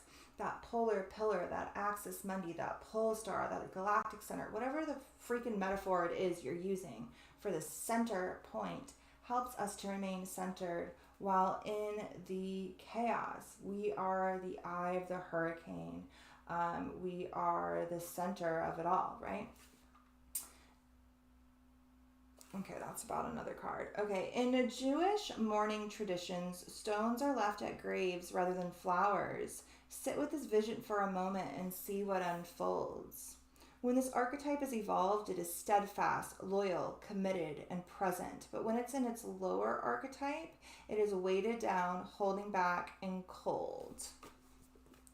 Okay, so then I pulled one last card, and I was like, okay, cool. We want to embody this archetype of the stone, this inner alchemy that happens at Aries as we are birthed anew as this golden alchemical fleece from the cosmic waters from which we came, when we rise in the spring, reborn like Christ, whatever it may be. How can we obtain this philosopher's stone? And the card that came out was Dreaming in Layers, Water of the Celestial. So I'm going to go ahead and read this and we'll call it a night.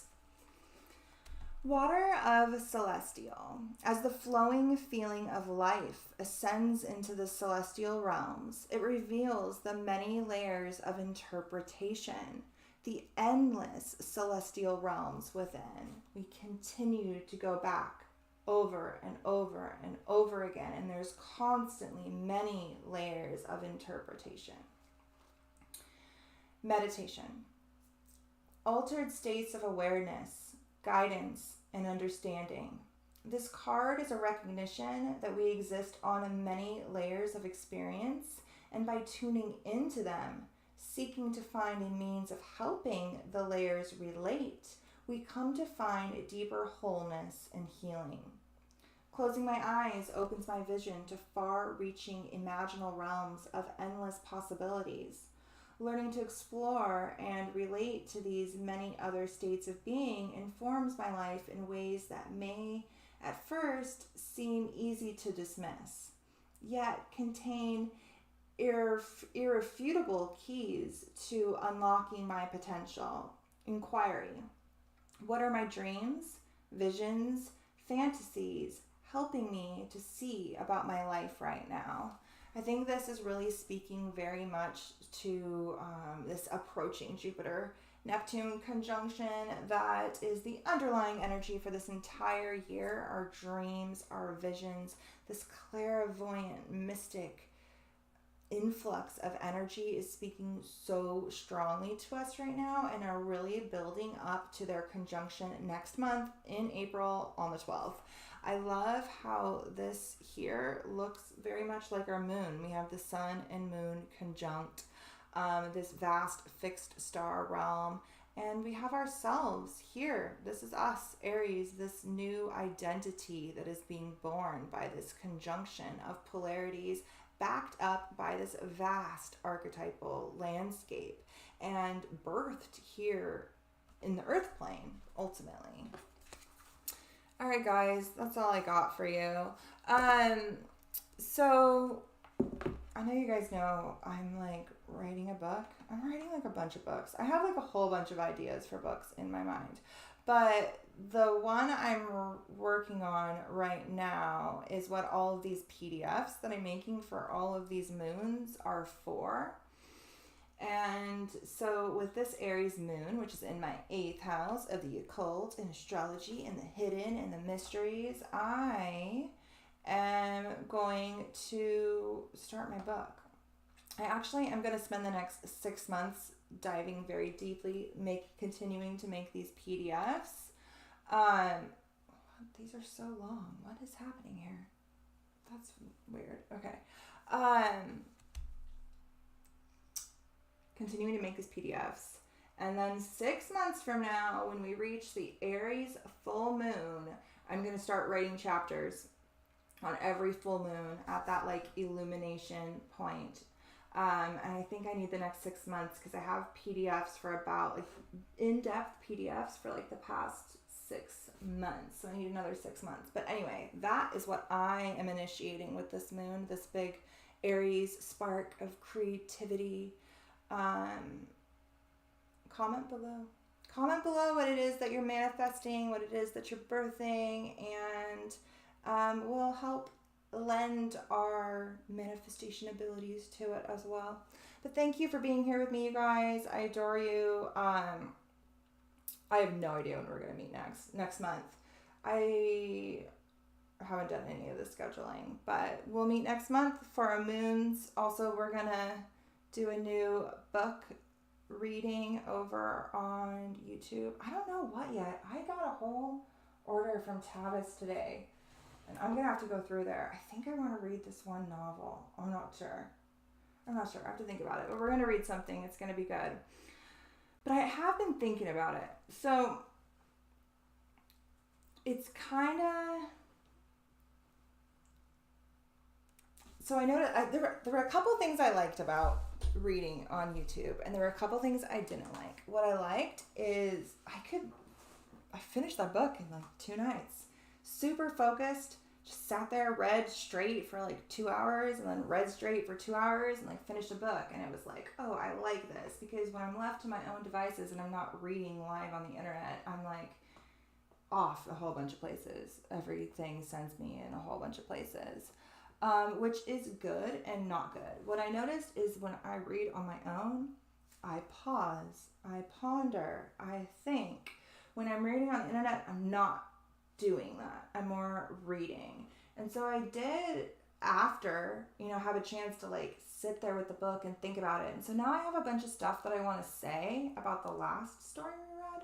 And so the video is probably going to start with like diving into the connections that I made. I realized I can't really make them in real time like I can when I can just sit there and like zone out for a little bit and be like, oh, this and this and this and this. That being said, I think I want to maybe stick to like fantasy novels and like archetypal fantasy novels, as opposed to anything too like philosophical or esoteric or like whatever it may be, So I think, because I don't really have a lot of time for myself to like read stories that I like that are like more based in fantasy, fiction. So I think that's what I'm going to do. I don't know. I'm pondering. I haven't decided. But I definitely think that I want to do like a follow-up live where I like talk about the book, because I feel like my brain isn't really thinking while I'm reading. Does that make sense? I don't know. This is what I've been realizing lately. So I think the next one I'll be like, let's talk about the last one, and then we'll start a new book. I don't know. I'll have to ponder. We'll see. But let me know if you guys liked that one. I liked it a lot. That book was heavy, dude. Not like weight-wise, but like emotionally wise. Oh my god. It was not a young adult novel. I not need my 12-year-old reading that shit. Okay. I adore you guys. I will see you later next month. Have a great new moon. Make sure that you take advantage of this in some ways to spark things into being. Things that are going to culminate in 6 months. And actually also, if you do this like lunar solar calendar initiation, really we're starting a 33-year cycle, which will culminate in 2055. Good luck remembering that for 33 years. Write it down somewhere important. Just try to remember the year 2055, equinox of 2055. That'll be where we have a full iteration of a solar lunar cycle coming fully around to being in alignment again. There's obviously other ways to do it where you can add months in, but this is the easiest way. So 2055, yay.